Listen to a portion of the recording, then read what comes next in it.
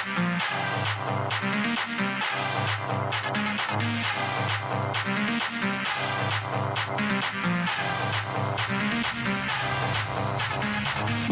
in my nose, got rose in my cup though. Started climbing my pole, she got me locked in on cup though. Cocaine in my nose, got rose in my cup though. Started climbing my pole, she got me locked in on cup though.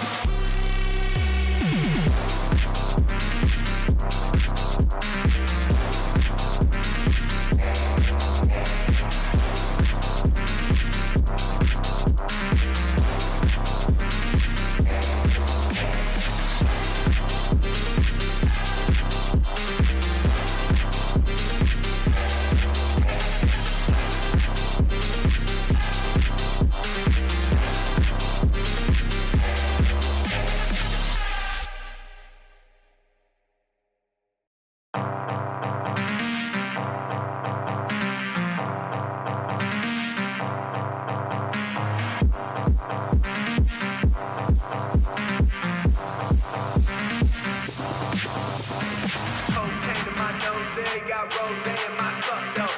Started climbing my pole, she got me locked in on cup though. Cocaine in my nose, got rose in my cup though. Started climbing my pole, she got me locked in on cup though.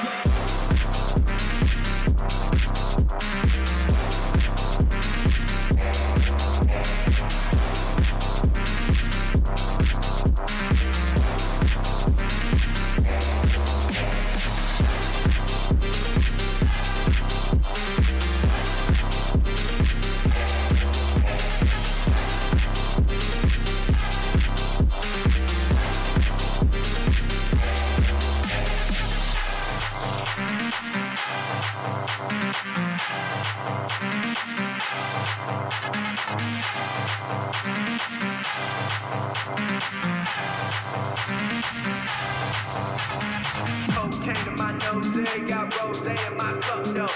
Started climbing my pole, she got me locked in on cup though. Cocaine in my nose, got rose in my cup though.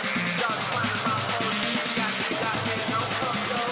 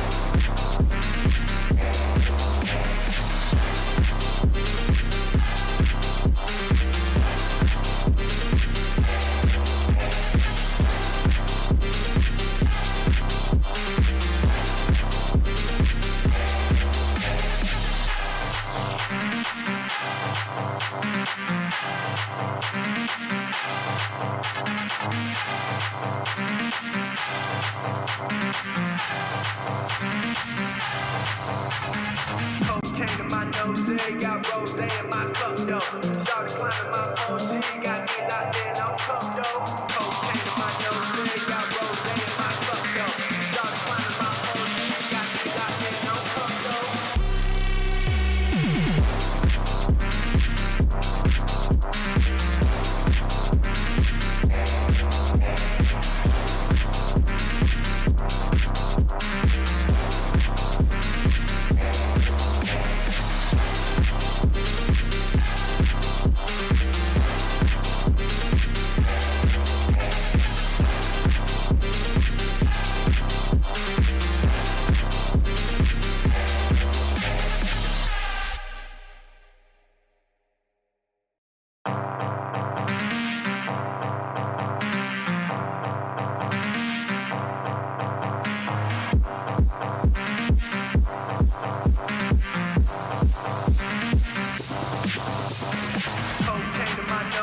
Got rose in my cup though.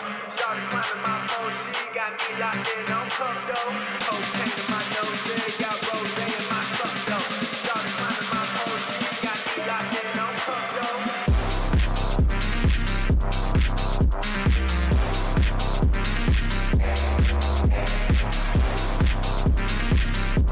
got me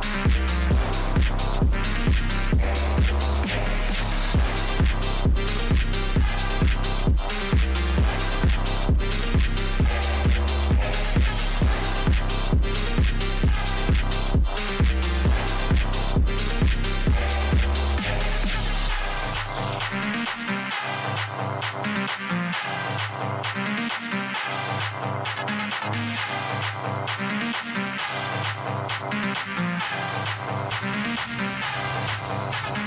Cocaine in my nose, got rose in my cup though. Started climbing my phone, she got me locked in on cup though. Cocaine in my nose, got rose in my cup though. Started climbing my phone, she got me locked in on cup though.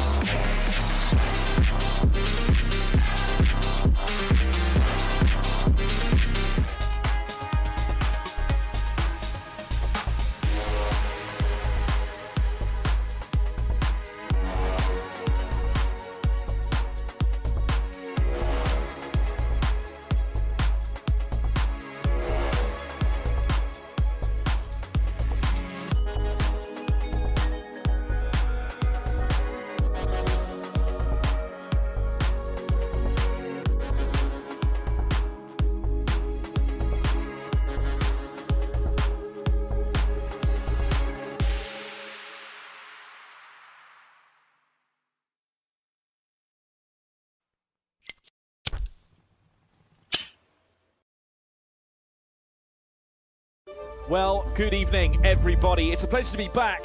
George Morgan here at your service. It's PSGL, it's Wednesday night, it's Spain tonight as well. Lots on the table, lots of battling. The title contest is still alive and kicking.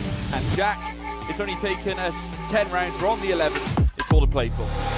Boromant goes on the inside and takes the lead on the final lap of the race. Now it's side by side between Boromant and Bonnar, but Boromant's got the inside. Star here in this phenomenal race. Cameron Dowd looking to take P2 in his very first PSGL F1 PC race. Incredible to say the least. You see there, Putin's still lead. 1.5 seconds. DRS is the name.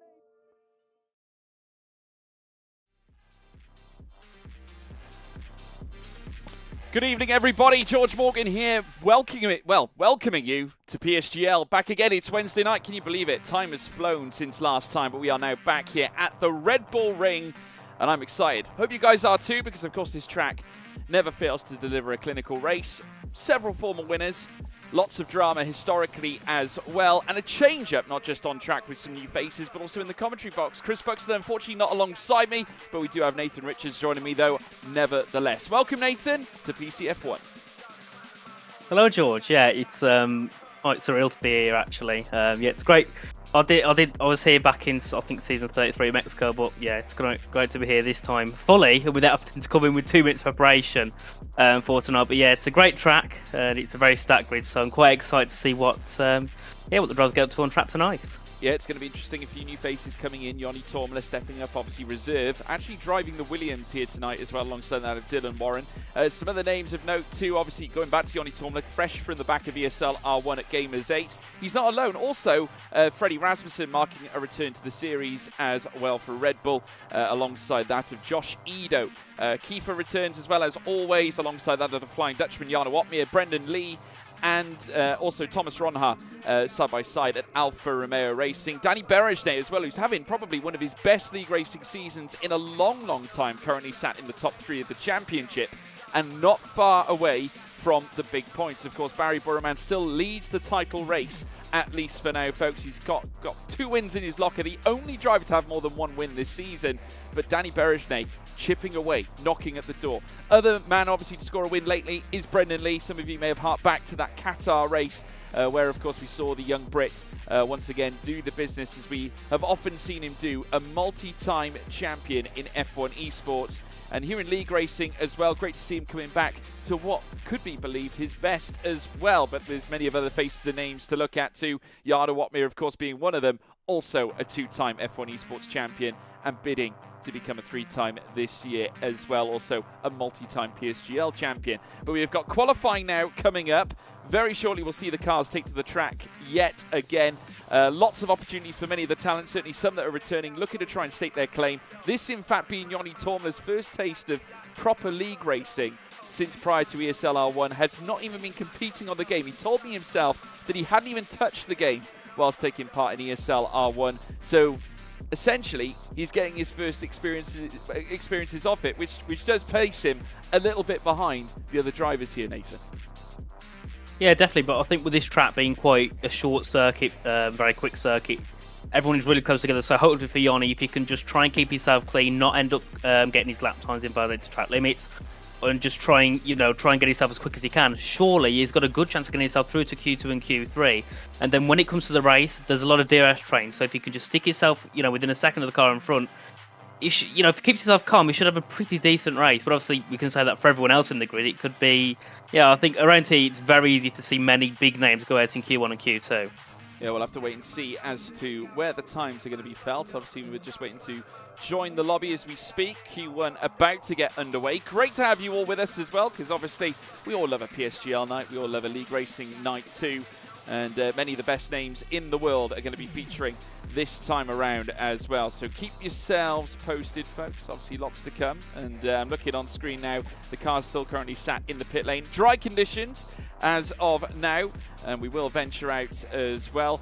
Going to make sure the track map is on for you guys as well, because you do like a bit of track map, don't you? So we're going to add that on for you guys as well. Let's go along now to the pit lane, where, of course, many of the cars are out on tracks. Let's take a look indeed. There you see the full lineup. Josh Edo, Freddie Rasmussen, as I alluded to. Simon Weigang steps in alongside that of Fabrizio Donoso as well. Jana Watmir lining up with Marcel Kiefer, Barry Burman and Nicholas Longue together as well. Danny Berejne, who I alluded to, alongside Alfie Butcher, the young pretender, who's also been in absolutely superior form and certainly coming off the back of his sensational F1 Esports Challenges period when, of course, he was on the F1 22 game.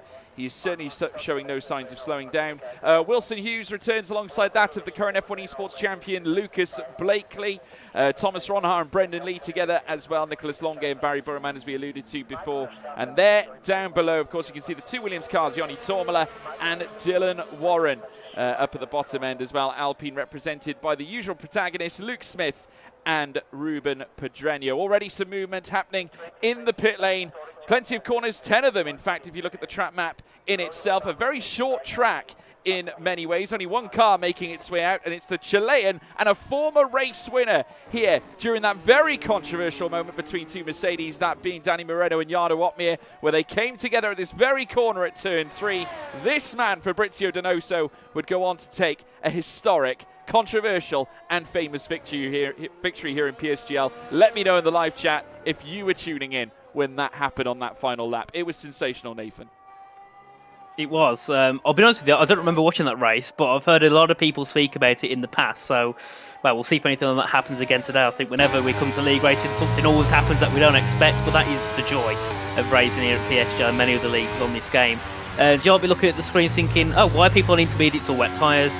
Well, as we all know, or most of you should know, that is when drivers need to make sure they test all their equipment, test everything's fine, because there's no point going out on a set of softs in a full free qualifying session to then waste a set of tyres, because then you can really put you at a disadvantage coming later into the sessions, maybe if you get yourself through into Q2 and Q3.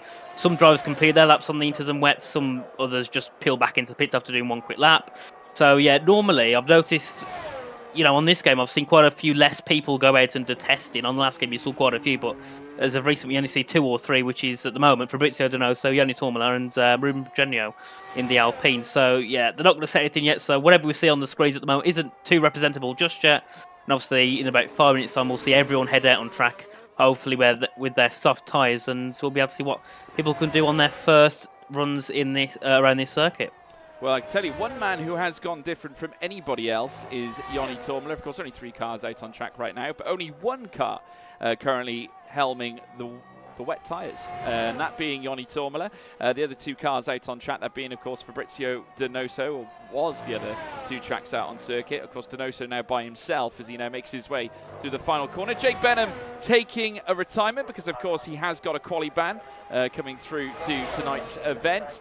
But Donoso still now making his way around. And that was in response to the brutality at Qatar, where, of course, Benham would take out Barry Burremand at the start of quali. He was very apologetic to that fact. Unfortunately for Barry Burremand, wasn't able to actually set a valid fast lap in the very first session of qualifying after he came into collision territory with that of Jake Benham himself. The front left making contact with the rear right as Benham was warming up his tyres prior to his fast run, hence why he has a qualifying ban in this event. Fabrizio Donoso unable to set a time on this run because he has invalidated his lap this time around, the Chilean. Danny Berejne, though, out on circuit himself, and he's not waiting or wasting any time. He's out on soft tyres and is now out on an out lap now.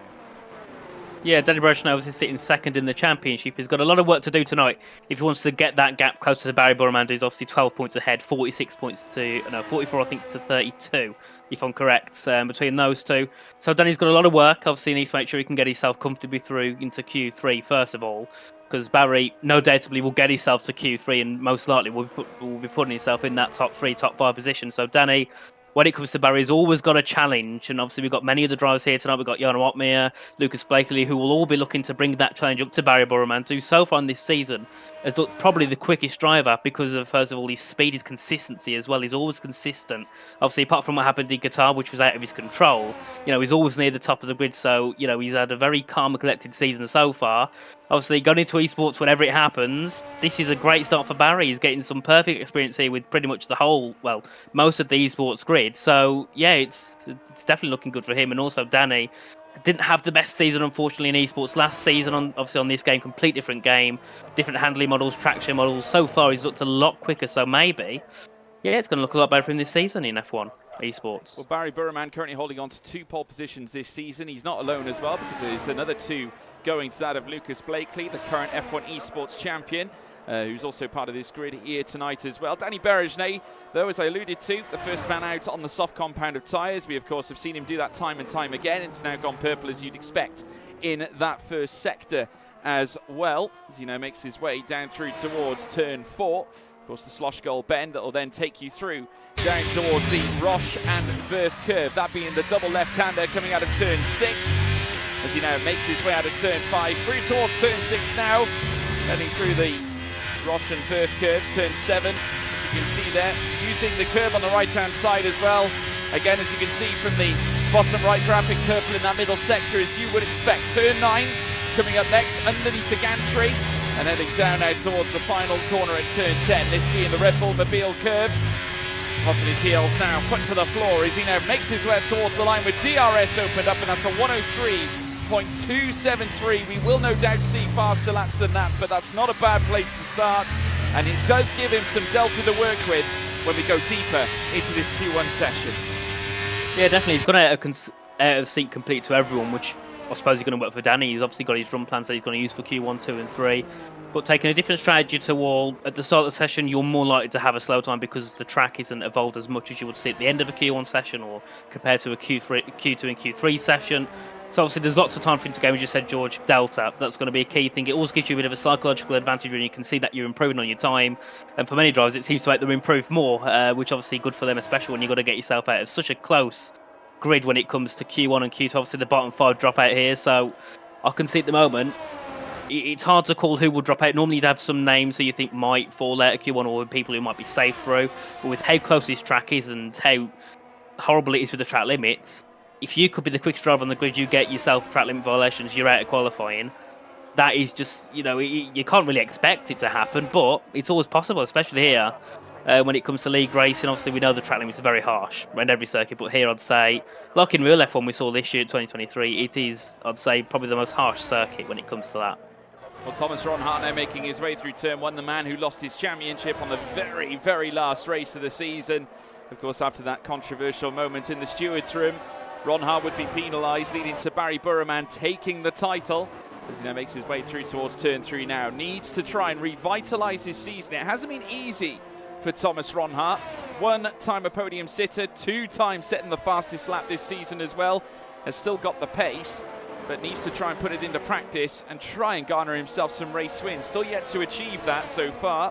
Heading out of Slosh Gold has got quite a bit of traffic though on this first run, and this could very easily hamper him. He's got an Alpine as well right next to him too as he now crawls through the Rauschenberg curve. Again, another sequence of cars right in front of him here, left, right and centre. They're all parked across the track. That of course being the 2 Williamses. He now powers through towards the final 2 corners on this circuit, turn 10. Here comes the Dutchman, a flick of the rear as well, just looking a little untidy on exit, but goes faster than Danny Berejne, and there with a 103.074.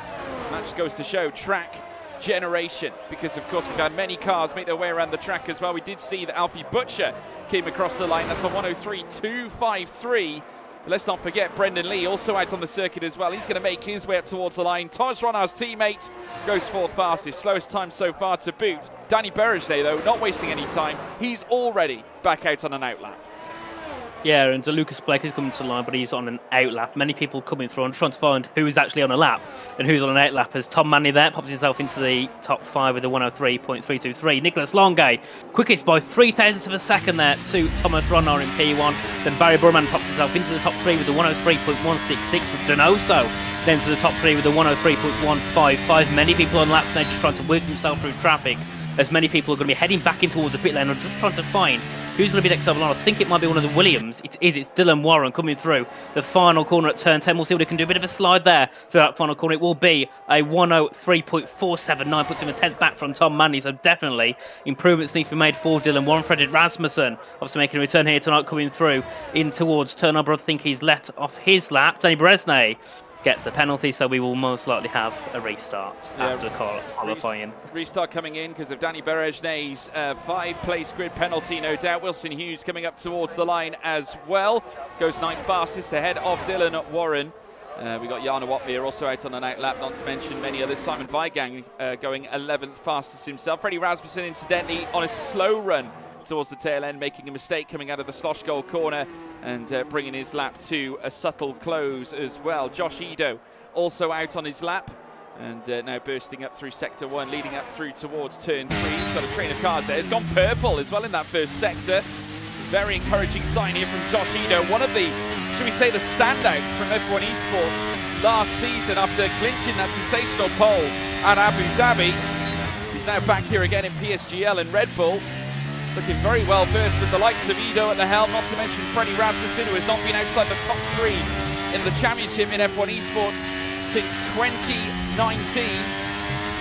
And now looking to try and do exactly the same again. Josh Edo, of course, now hurdling through Rauschenberg curve, now down towards the Jochenring curve. This very fast right-hander that takes the descent in towards the Red Bull Mobile curve now. Entrance to the pit lane on the right-hand side, but that's not going to concern him. Freddie Rasmussen immediately pounces to the top now. Edo goes 6th fastest. Red Bull responding. Welcome back, Freddie Rasmussen. Yeah, and Lucas Blakely had a crash. He hit Danny Berejne I believe from what it says in the chat. So he's out qualifying, which is not a very good start, as Marcel Kiefer goes into 13th now. Obviously, with Jake and Lucas being at the session, this is good for many drivers because now there's only 3 people that will drop out in Q1. But for Lucas being arguably one of the quickest drivers in this grid, starting down at the bottom is... Yeah, it's going to be a difficult race for him. Jano Otmir, currently in the bottom 5, but hasn't set a lap time. He's coming through out to turn 5 now, heading towards turn 6 and then turn 7. Coming through there very nicely, just obviously wanted to be a bit wary of the curves on the inside as they can really throw the car about. As Jano does a 44.2, I think, in that first middle sector split. As he heads down in towards turns 9 and 10, the penultimate corner.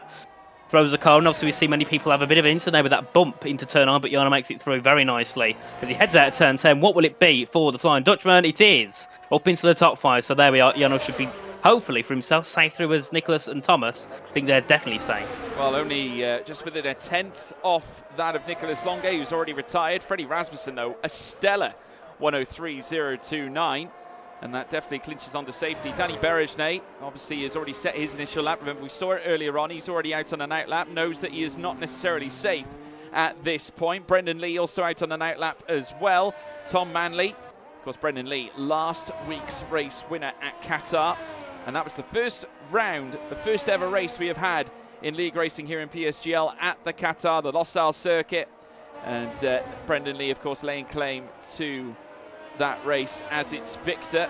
Going to come back again. Can he go 2 in a row? Which would mean a lot to the former 2-time champion of the world in F1 esports.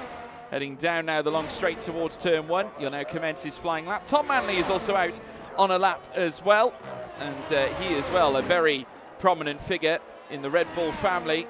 Lots tip him to be a real star in the world of F1 esports. I, for one, agree. I think he's going to be a fantastic asset, I think, for any team at that level. Brendan Lee now coming through turn 3 himself. Instantly responding as well with a very quick first sector time as he now ushers his way down through towards the Stoshgold corner. Again, track limits, imperative, an issue here no less, as many of the drivers are fighting for that placement right now. Tom Manley being one of them as well, as we now see them come through. In fact, Tom Manley pulling across as he invalidates his lap. So that will allow Brendan Lee to carry onwards and upwards, heading through now towards the final sector. He's in the final sector proper now before then venturing down the Ring curve.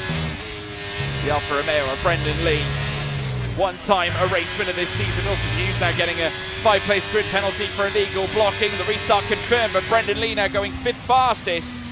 And he'll be delighted with that time as well. Danny Berejnay also coming through up towards the line. He goes 2nd fastest, Danny Berejnay. A whole 100th off the pace set by Freddie Rasmussen. And that just goes to show the old-timers, some of the old greats, they're coming back, folks.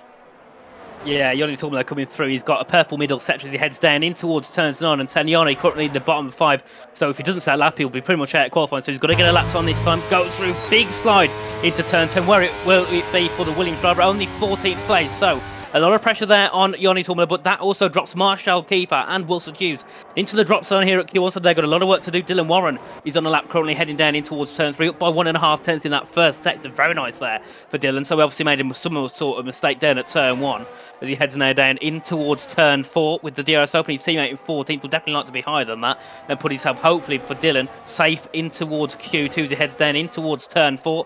Then rides a curb on the exit as he comes through in towards turn 5, and then the double left hands at turn 6 and 7. We'll see what he can do in this middle sector. Will Dylan be up on his time as he comes through there? Now, very nice. Riding on the curves as he can. He invalidates. Now, that is not good for Dylan. We've got 2 minutes left, so I think, George, you might be able to get back into the pits and get out for one last run. Oh, I think pits might be a little bit of a long shot. Marcel Kiefer, of course, now making his way up through towards turn 3 in the Mercedes. Of course, a very, very key moment for him to give himself a chance at a flying lap. Currently sits in the bottom end of contention. No one able to touch Freddie Rasmussen yet. Danny Berejnay, of course, going the closest with that time that was just a mere 100th off the pace. As we now see them make their way down through towards the double left-hander at Roche and Verth curve yet again. Of course, Wilson Hughes currently sat 9th with a 103.156 as well. He's also out on a run as they now see more and more cars cross the line. Of course, Marcel Kiefer, he's going to be looking to set a big, big time indeed. We haven't seen much of the Ferrari so far. Of course, at this moment in time, Nicholas Longe secured and safe. Barry Burraman currently sat 11th old. Marcel Kiefer with a significant spin heading through the final corner, and that could very easily cost him. Is there damage on that Mercedes with only a mere minute to go?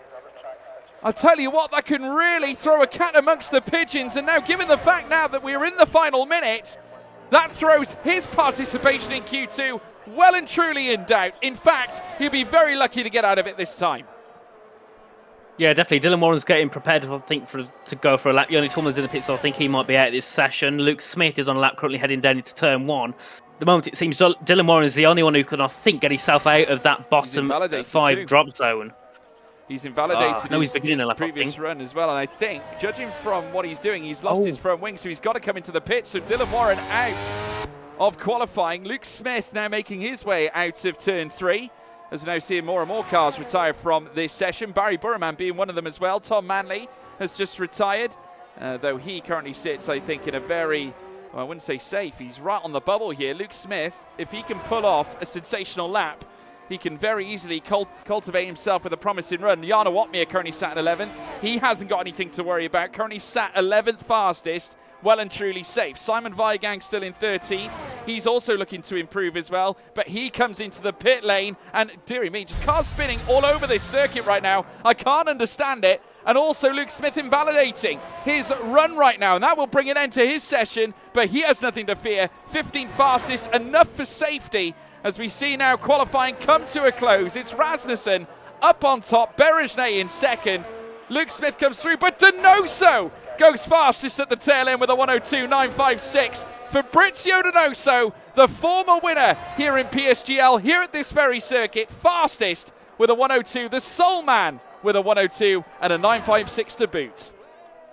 Yeah, no, well, we had a lot of spinning at the end of that session, which, well, into Q2, it puts you under more pressure because there's less positions, you know, for you to get yourself safe through into the next qualifying session. But I noticed near the end it started getting very overcast, and the track started looks like it was getting a bit cooler. You could see lots of patches of well, it looks for me it looks a bit wet, which I don't know how to describe it, but the track's all patchy, which isn't ideal because it could show.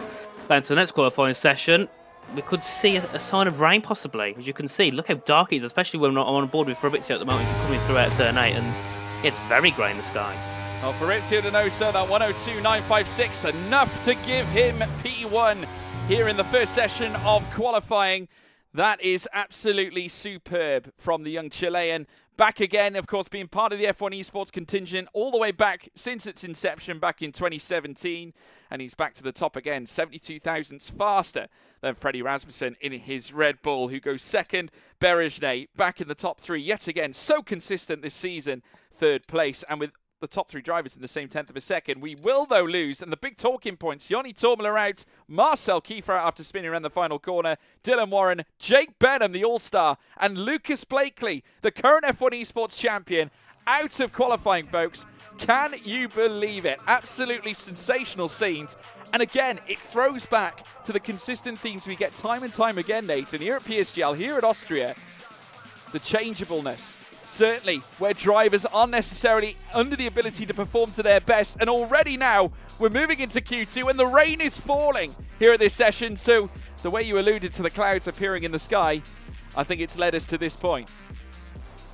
Well, for many drivers, this isn't going to be good at all because it depends on the type of setup. Depending on what the race is going to be like. If it's a wet race, people might have a wet setup. If it's a dry race, well, they might be running into this qualifying session with a dry setup, meaning there's tend to be a lot less grip, a lot less traction on the setup, so people might struggle a little bit more. And obviously, we know in general that wet conditions are obviously more difficult to drive in, especially when it comes to under braking and under traction.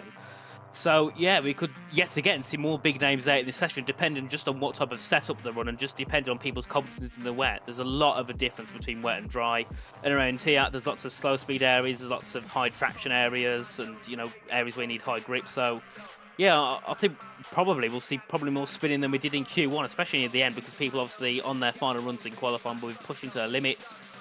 If it isn't wet, you can maybe afford to use maybe a couple of sets of inters, just so you can maybe do 1 or 2 laps, get back in, get another fresh set of inters on, just so you haven't got to run with more and more worn inters. Obviously, if it was a wet race, maybe you'd want to just stick with one set just to get yourself through. But well, if it's dry, there's a lot more options you can use, and many people on track already. I think there's just about 5 people left in the pits, everyone out on an out lap, and the first, I believe, to set a lap will be one of the Alpines. It is Luke Smith, who got himself, I think, into the top 5 in the last session. So Luke showing very good form in Q1, obviously completely different conditions here in Q2, so it should be all different things, but you've got to make sure you keep yourself calm. Hopefully he doesn't run into any traffic. Obviously with there being less cars on the grid, it's easier to work your way through, and also many people are sitting behind him. Not many people are going to come out now. Actually, a couple of people went back into the pits, so I don't know. Well, both Ferraris have come back in straight away. Obviously maybe some murmurs of changeable conditions. Already, though, we're seeing a few cars decide to stay out. So a split decision between many of the cars here. The drivers having different thoughts. The Ferraris bringing both cars in. Alpine are staying out with Luke Smith. We've got other cars that are still out there too, that including the Red Bull of Freddie Rasmussen. He is also setting a lap. Luke Smith setting that initial fastest run in the first sector. Perhaps a little tetchy heading out of turn 3, though, as he makes his way down towards Slosh Gold at turn 4. And we'll soon venture around turn 5. And obviously Luke Smith, one of the major players in the Alpine camp, because we allude to Patrick Schipos being a team leader, and also Ruben Pedreño, who of course has just joined the team heading into a brand new F1 Esports Pro Championship season. And many new faces now start to appear from challengers as well. Great for them to see their rising stardom come to fruition, as well as now Luke Smith makes his way through the Jockenrink curve, using all the curb on the left-hand side, cutting straight back in as well. You want to use as much of this track as possible. It's fast speed, fast flowing, make the most of it. Luke Smith now up towards the line at 109.412, and that is a mammoth difference between what we saw in that previous session and the conditions. As you can see, very telling here at Austria at the Red Bull Ring. Josh Edo also out on the lap as well. Jarno Opmeer across the line with a 109.386. Burst clear of that of Luke Smith. And if there's one man who could certainly do the business in conditions like this, it's the Flying Dutchman. It's Jarno Opmeer. Yeah, Jarno has always been great in the wet. It just seems like a thing with all the Dutch drivers. In real life as well, many Dutch drivers are always just good in the wet. So, well, could be the fact it's raining a lot in Europe compared to many other countries. But yeah, Jarno's always great in the wet, so I'm sure if it is wet in the race, he should have a great chance of hopefully putting himself on the podium. As Fabrizio Donoso goes to the top there by 2/10 nearly over Jarno Opmeer with a 109.109. I think Danny Brezhnev is on lap time. Yes, he is. We'll see what he sets his P4 with a 109.594, and they've got many people on out laps. One of the Ferraris, Barre, Nicholas, obviously back out on track this time. I don't think they'll enter the pits. Nicholas doesn't know he will be setting a lap in this qualifying session, so a 109.109 to beat. In P6 is a 109.837, so a big gap between Fabrizio and Ruben, as Nicholas now heads his way down in towards that first corner, down to 4th gear, back in the pound early. You want to ride the curb as much as you can. Obviously, in the wet conditions, curbs can be a bit more brutal to you if you try and ride them, or at least try and put the power down when you drive over them. And you know, heads down out of turn 2 towards turn 3 now, braking just after the 100-metre board.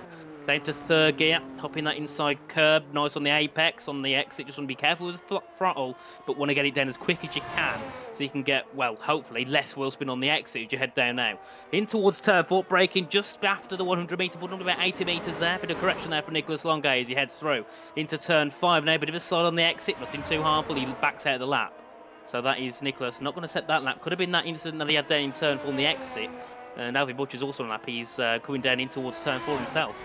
Yeah, and also not forgetting Nicholas Longa, his teammate, Barry Burman, current championship leader, also on a lap as well. Many other cars on the top of the crest heading in towards Slosh Gold.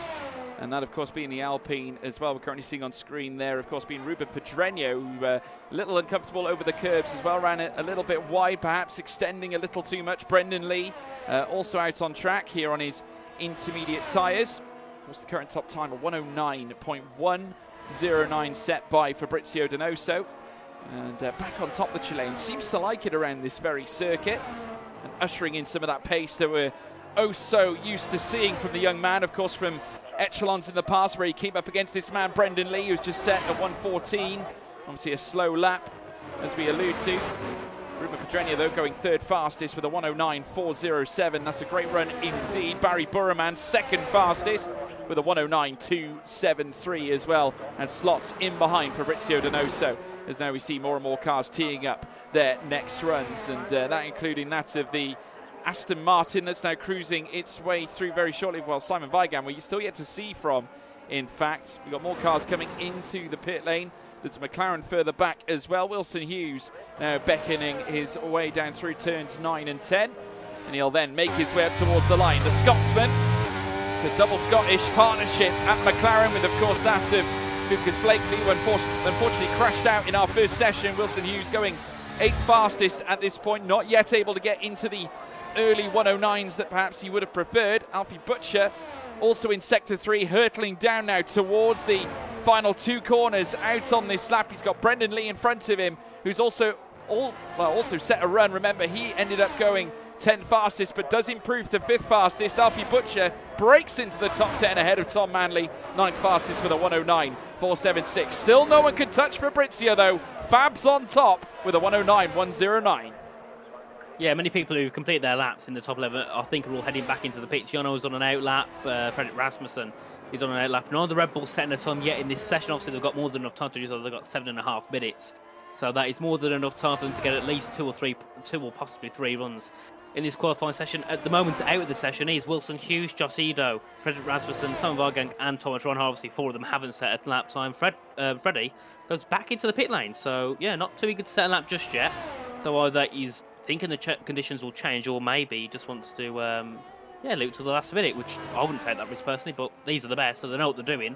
So Nicholas enters the pits. Brendan Lee's coming down, I think, to also enter the pits, but Jan Altmaier has invalidated, I believe, down at turn 1, because he did begin a lap, but he's already invalidated by the time we got to the top of turn 3, which isn't ideal, because with the track it looks like it's starting to slowly drop. The rain stopped on my screen, meaning maybe for not for longer. 109.3 is nowhere near what times people will be saying at the end of the session. It's going to start drying up, so maybe that's why Freddie went back into bits, because he knows that the rain's stopping. He knows that, well, it's dry because the DRS has never been enabled. So surely we'll see some soft tyres start to make an appearance very, very shortly in this session. Well, Barry Burman also already on an improvement. The theoretical best time in this session is a 108.3.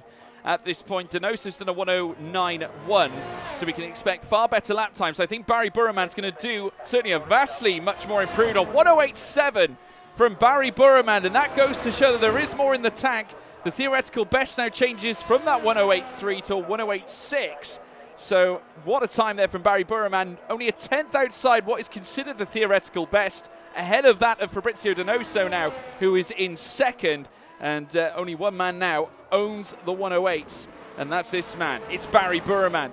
Jana Watmere still out on track as well, but not currently showing any of the delta we would tend to expect. But given the chance, making his way up through towards turn 1, and a massive improvement as well. Look at that. Well over half a second faster already in that first sector. This looks extraordinary from the Flying Dutchman, who now makes his way down through towards Slosh Gold. Of course, now with the track improving, this is a chance for the drivers to make the most of it. I would imagine we'll get certainly reels and reels of cars now very shortly strapping on the slick compound tire. And I can already tell you that a Haas has already jumped on that, and it's Danny Berejne. He's on the soft tyres. We have got many others as well. The driver in P10, Tom Manley, also swapping onto the softs. He's going to make his way out onto the track now as well. So in come those drivers now with 5 minutes to go. Last chance to dance, ladies and gentlemen. We could be seeing a lot of changes here with the weather changing. It could throw up a spanner in the works now as Jana Watmere makes his way up towards the line. This will surely best Barry Burman. It does. A 108 flat, a 108.092. Enough to smash Barry Burman out of the way. But now with the soft tyres being attributed to some of the other cars, there's a chance we could be seeing the slick tyres top the charts. Yeah, well, I think Danny Berejne and Tom Manley are guinea pigs for many drivers on the grid, just to see if these soft tyres have an improvement. I think they will, because looking at Danny's onboard, the track is pretty much dry in most areas, so it should be an easy improvement by at least 3-4 seconds from Danny Berejne as he comes out the final corner to begin his second lap of the session. Currently on a 109.279, should easily blitz that time unless he makes a mistake as he heads down in towards turn 1, braking at the 80-metre board. Throw the car in towards that first corner. A bit of a side through there, but nothing too harmful. He's got on the very nice early, heads up through sort of a little bit of a kink at turn 2 to the left, and then into the hairpin down at turn 3, break around the 100 metres. He's up by 6.5 tenths of a second. So you can see now the soft tyre is definitely the optimum tyre at the moment. With 4 minutes left to go, people need to surely start to get ready to get themselves strap themselves on a set of soft tyres and get out onto track to begin their final couple of runs in towards turn 4. 50-metre board for Danny. Breaks in very nice. You can see now the track pretty much dry, so I think, George, everyone needs to get themselves out very quickly. Yeah, well, there's lots of drivers now opting for the softs. I can tell you that, of course, further down, you've got both Red Bulls still yet to set times. They've strapped on the soft tyres. They're waiting till the very end. They're going to leave it late. They're going to leave it till the last chance saloon. So that's both Ido and Freddie Rasmussen. Simon Weigand's doing the same. Thomas Ronhaar doing exactly the same. But Ronhaar hasn't even changed from Inters to slicks yet. As now we see Danny Berejnay come into the pits. Now that is very strange. Many of the cars now choosing to come straight in, and I'm guessing that's got something to do with maybe the track being busy. He knows he's got one chance effectively on the soft tyres.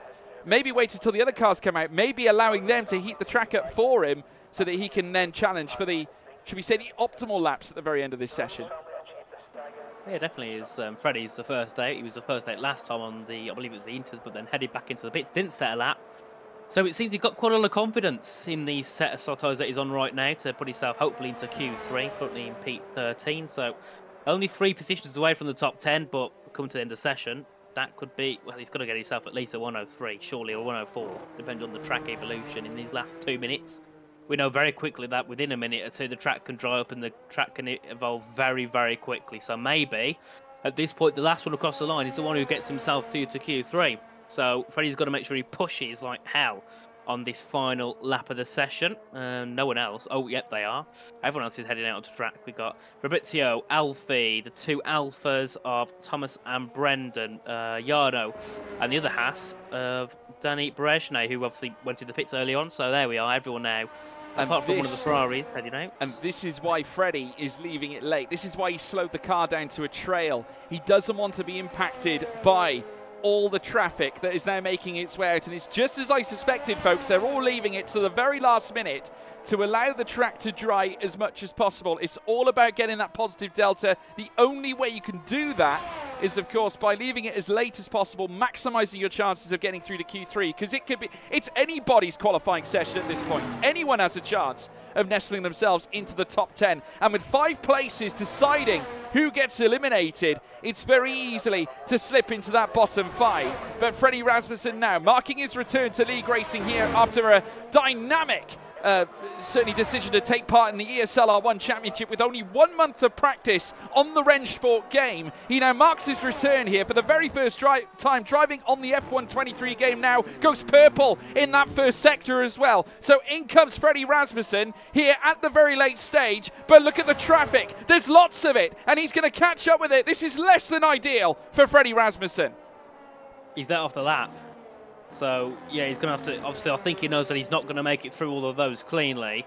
So he's decided to let off and, well, he has to go again, surely, as I think the first one to go for a lap is one of the alphas. It will be not Thomas, it's Brendan who's heading down to turn 1. So obviously the first of them all doesn't have to worry about traffic, because I believe that was also Fabrizio Donoso. Sorry, he's down at turn 3 already, so he's the first one on a lap because he's 1.2 seconds up in that first set. So it's very clear now that the soft tyres are the way to go as he heads down in towards turn 4. Currently in P3, would definitely like to finish qualifying 2 in P3, and would definitely like to finish qualifying 3 in P3 as he comes down in towards that 4th corner now, coming through on the exit in towards turn 5, and then the double left-handers at turn 6 and 7. We'll see what he can do in this session. We'll see how much of an improvement he gets in this middle set. Should be a vast improvement here for Fabrizio Donoso. 4 seconds practically through that middle set from first set to split, so already looking for a 105, and obviously he's got the final 2 corners to go where he'll get even more of an improvement as he heads down into turn 9, 7th gear, flat through there in towards turn 10, down to 5th gear, flick the car in on the exit, ride the curve as he heads to the line. What will it be? It will be a 103.095.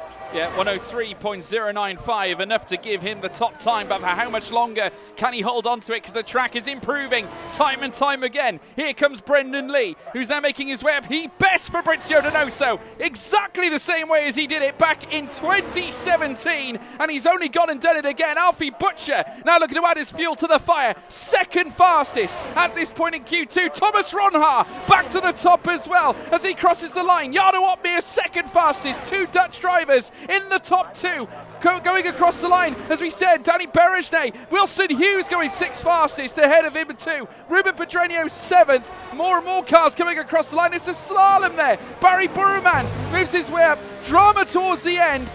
A flash in the pan. All the cars cross. Luke Smith, he stayed in qualifying. We'll have to take you through the rest of the order, the classification, folks.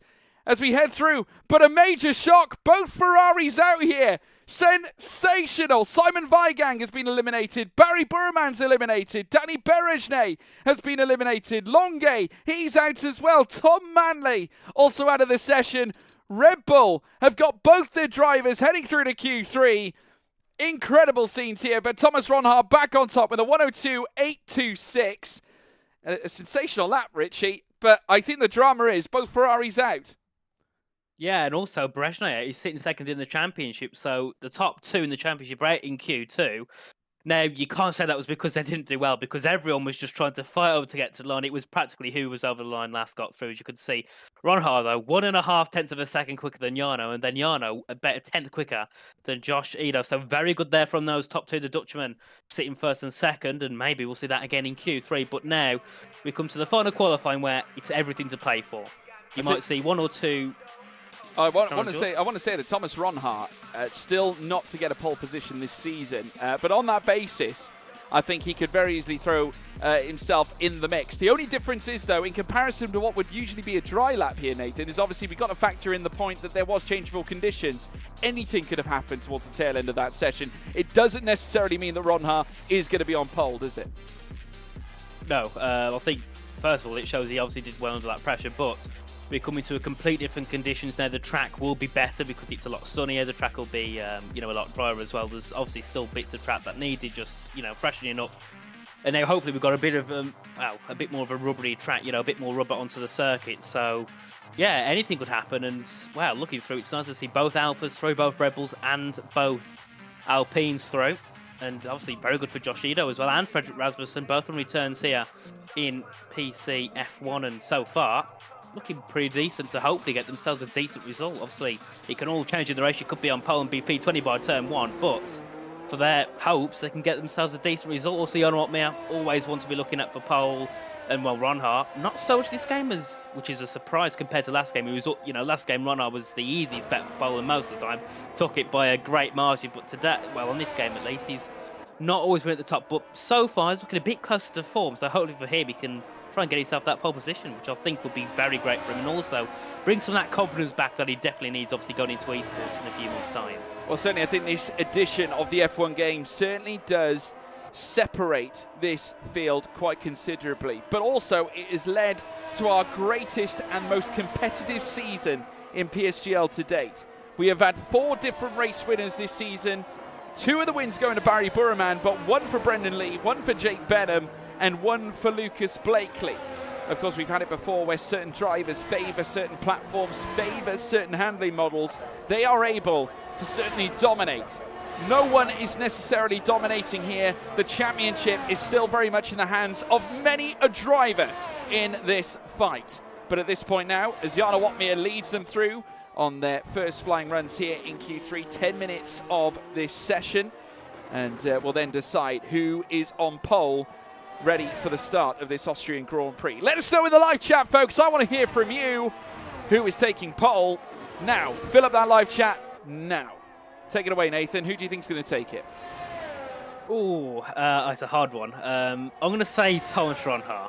I know obviously him being at top in Q2 doesn't really mean much with the way the conditions were, but I think he's got it in him again. He's not been on pole for a long time, so I think he deserves it, and let's hope I don't curse him. But yeah, Thomas Ronhaar, I'm going to say for pole. What about you, George? Well, I can tell you this. I'm just going to read out what the chat is saying. Concord saying Jarno. A lot of words for Jarno. In fact, Jack Block saying Jarno as well. Jarno coming straight into the pits, however, not feeling like setting a lap here at this point. Will Lewis gets a shout out, even though he's not in this field.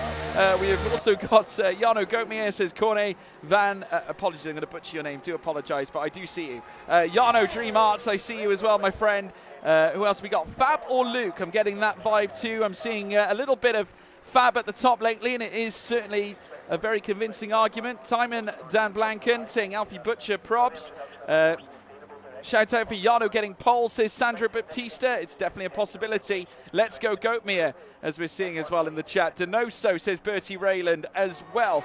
Many of them, all of you, thank you all so much for getting involved. We love having you part of this series, this show. As always, we bring you PSGL PCF1 every Wednesday at 7 o'clock. Don't miss it. Make sure as well that you leave a subscribe. Also, smash a like to this broadcast. Make sure you stay up to date as well on the PSGL social network channels at Premier Sim. PSGL. Jack even saying George for pole. I think you're spot on. Well, you've got to hope, George. Otherwise, you're going to get that rig set up very quickly. Otherwise, you're not going to have any chance at all. We've only got 8 I'll have minutes you know, left, but... I am a multi-time GT3 race winner. I have no problem tackling this slot here in PSG. No, I'm joking. I definitely couldn't do what these guys do. GT3 is one thing. Formula One cars are another thing altogether. But we've got 2 Red Bulls now out on track. Freddie Rasmussen making his way down through towards turn 4 at Slosh Gold. Slowing down, however, and he's got his teammate Josh Ito just behind him as well. Now, does Ito flash on by? He certainly does, not wasting any time. So it looks like Ito is going to be the first driver to nestle in a valid lap time this session. Yeah, well, I think Rasmussen and Yanni are 2 drivers that have showed us that you can definitely drive GTs and F1 cars at very high level. As well, his teammate Josh Ito is coming through in towards the final couple of corners. We'll see what Josh can do. He'll be the first time set in this session. What will it be for the Red Bull driver? Will it be a 102?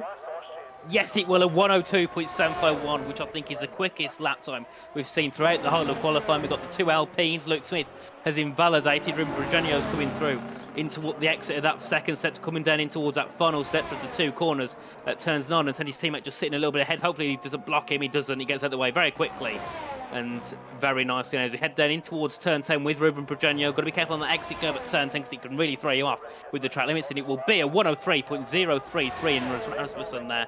Did set a lap, but it obviously wasn't anything to be proud of because he's now heading down towards turn 4 on an actual hot lap. Yeah, making his way down towards Slosh Gold now. This very, very tight section that you need to be oh so careful in adjusting to, because you can run over the curb. It can really cost you. The gravel trap is also extremely perilous.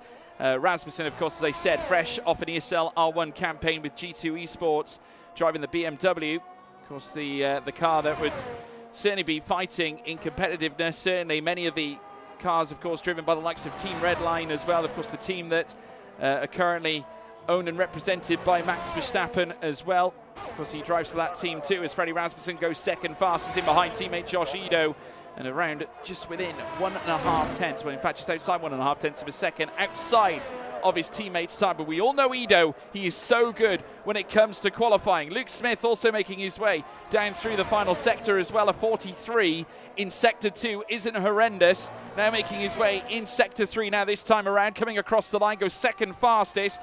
Not a bad effort, but certainly you'd expect more. Still a little bit of time off Josh Ito's time, but we've still got more cars making their way through. Fabrizio Donoso about to cross on by as well. Here comes the Flying Dutchman, Jarno Opmeer. Of course, many of you tipping him in the chat for stardom. Third fastest there for Jarno Opmeer. Not enough to tackle the top end at all. Thomas Ronhaar still going around the circuit. Brendan Lee goes 5th fastest as well. The Scotsman, Wilson Hughes, coming up towards the line with DRS Open 4th fastest.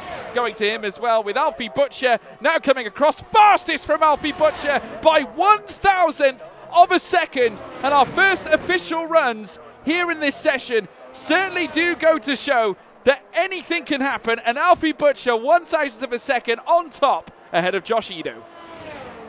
Well, that is a very close gap. And, well, I was thinking for 1 minute at this point, in this first run, no one's going to beat Josh, but Alfie does by 1,000th of a second, which is just an untraceable number. But Donoso has gone purple in that middle sector, so maybe he can try and stretch himself ahead of Alfie and Josh as he heads down in towards turn 9, then shortly in towards turn 10, down to 5th gear, normally for his final corner, then ride the curve on the exit, you fly to the line. What will it be for Donoso? Can he take provisional pole?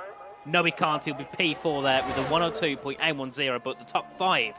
So far, it's Alfie on pole, with Josh Ito doing second, Luke Smith third, Fabrizio Donoso fourth, and Jarno Opmeer in that top 5. And to be fair, I'd expect to see more from Thomas Ronhaar, but I believe he made a mistake. But actually, he's on a lap. Hold the phone. He's purple in the second sector and was very competitive in the first sector as well. Thomas Ronhaar about to stop the crowd here, halfway through Q3. Of course, we've still got some more laps to come before the very end, but this would certainly set the tone for Alfa Romeo. Coming across the line, he does go fastest, a 102.655. That blistering Sector 2 time, showing what he's truly capable of, and now he's sleuthed past that of Alfie Butcher, and I got to say, by a considerable margin, very nearly a 10th, only 5 thousandths away from it.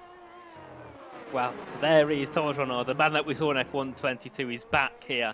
In F123, obviously you can't call anything just yet, but so far a 10th gap to P2 around here is quite a large gap, so hopefully for him he can well, improve it more, but if you can't, that should be easily still good enough for a top 5, top 3 at least. That is a very nice lap time there, especially for his first official lap time in this session, and sitting just shy of a 10th to Alfie Butcher, who's also done a great job to put himself on the front row, and also Josh Ito on the second row in third. A very, very interesting top 3 with more people now heading out on outlets. I believe for the final runs of the session, Jarno Opmeer will lead them off. We've got the 2 Red Bulls and Luke Smith heading out onto track, and I believe everyone very shortly within the next minute will be out on track to begin their final runs.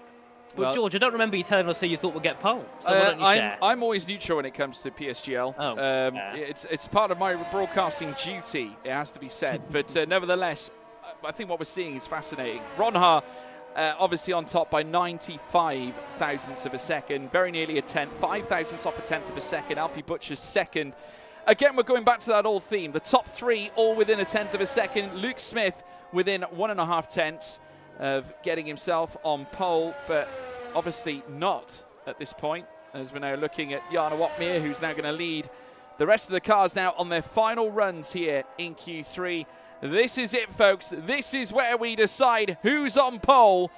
With only a small matter of 2 minutes to go, it all comes down to this. Will it be this Flying Dutchman, or will there be another Dutchman up on top? Could it be someone totally different? Could Donoso strike when the iron's hot? Already we can see Opmeer slowing himself down. I think very much like Freddie here, Nathan. He's very conscious of the fact that he might face traffic here. He is, and I hope for now we shouldn't hit any traffic, because the last car on track is down at turn 3, which is Donoso. But Jarno Opmeer now, the Flying Dutchman, 2-time esports world champion, trying to get himself a pole position, 2.5 tenths back off of the other Dutchman, of Thomas Ronard in P1, so he's got a lot of work to do. But Jarno, we know he can do it, as he comes through every week to always do a good job in qualifying. 54 thousandths up in that first sector, so we're already bridging that gap to Thomas Ronard. But the second sector, we know, is where you can gain the most time around this track, every single time. It's a middle sector as he heads down into turn 4 now, shifting down to 4th gear, 3rd gear for Jarno through there. Back on the pair early as he comes right in the curb throughout turn 4 through to turn 6 and 7 now at the double left-handers. We'll see what he can do in this middle sector. Is it enough to try and hopefully beat Thomas Ronhart? It's very close. It's, I think, within 30 thousandths of a second. He's fastest between him and Thomas Ronhart as he comes down now in towards the final couple of corners. What can he do, George? Will he take pole? Well, he's purple in the second sector, already showing a lot of promise in the first sector, but the second sector is what's important. The final sector would be even better. Coming up towards the line, 14 thousandths off the top. Unbelievable scenes here. He does not manage to certainly hold it, but here now with Luke Smith coming through the middle sector, his teammate Ruben Pedreño ahead of him as well. I'm looking on my screen to see where the improvements are. Pedreño showing decent pace in the first and second sectors as well. Rubbing wide, he's invalidated the lap through the final corner, and that's cost him dearly. Ruben Pedreño not able to set a lap time in towards the closing stage of this session. Luke Smith, 6th fastest. That's where he stays as well. More and more cars coming across the line. I'm looking on my screen. We have got, of course, more Alfa Romeos coming through, that being Brendan Lee. Of course, race winner at Qatar. Can he go to the top again this time? As he comes through into the final corner now at turn 10. He was only up by 22 tenths in the middle. What will he do in the third? He puts him up to only P8 for Brendan Lee, so not the best. But Wilson Hughes sitting behind. Can he get himself ahead of the Alfa Romeo? No, he can't, so he starts in P9, and Ruben is out of the session. But I think we've still got a couple more people to come through, which is Thomas and Alfie. Yeah. Got Freddie Rasmussen now making his way into the pit lane. Of course, he's not had the best of Q3 sessions. Josh Ito, his teammate, also out on track, coming through the final 2 corners here. Turn 10 coming up next. The Red Bull Mobile curb lights up here with its own fashion Red Bull. Can it give Josh Ito wings? He goes 3rd fastest, 60 thousandths off the top as well. The top 4 all within the same 10th of a second. Luke Smith now coming up towards the line. Remember, he got close last time.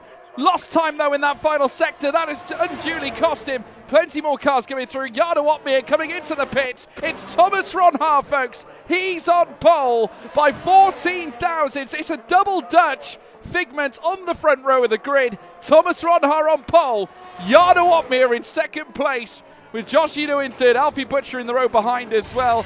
But these two on the front row. This is box office. Well, it's not what we saw in Q2, a double Dutch front row, and it's still the same order with Thomas in first and Jarno in second, which I think will be a great race between those two. We know, they've had lots of racing in the past, especially on the last game. And these two, I think, when they're at the best of their form and when they're the best of their racing, they are always going to put on a great show. So with those two on the front row, and then we've got Josh and Alfie sitting right behind, I think this is going to be a very interesting race. And Rasmussen as well, bit of an outline 5th, and then obviously Den in 11th, I think it was 12th and 14th. We've got the two fries of Barry and Nicholas, who might go for a bit of a different strat to try and counteract everyone ahead. So yeah, I think with people being all over the grid, it's going to be a very interesting race. And also, forgot to mention Lucas, he's starting last. Well, yeah, it has to be said, Lucas Blakely having probably the biggest hindrance of all. He is starting from the back of the grid, but it's all about this front row, folks. We've all seen the tweets, we've seen the streams, we've seen the talk. Could it be put to bed after a race here at Red Bull Ring? It can only be decided between these two professionals of this, what can only be described as a polarizing esport. We're going to come back and talk about it after this quick commercial break. Keep it with us.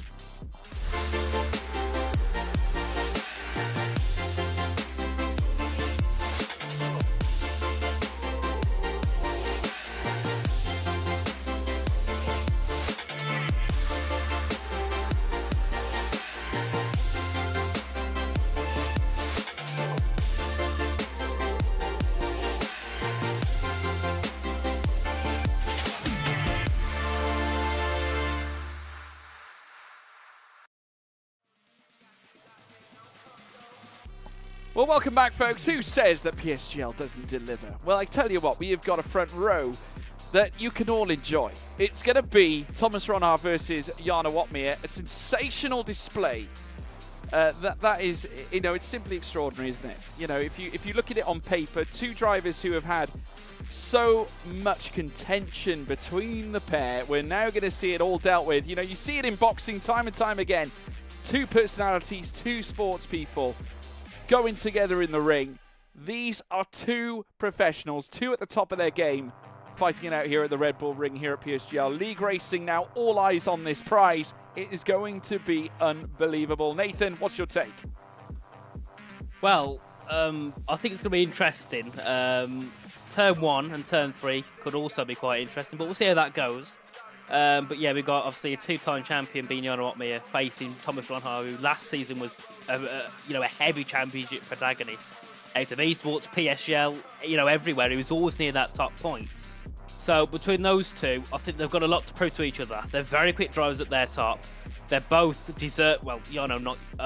Thomas not yet, but both deservedly world champions in esports. So yeah, I think they're going to have a great battle because they both want to get one up on each other.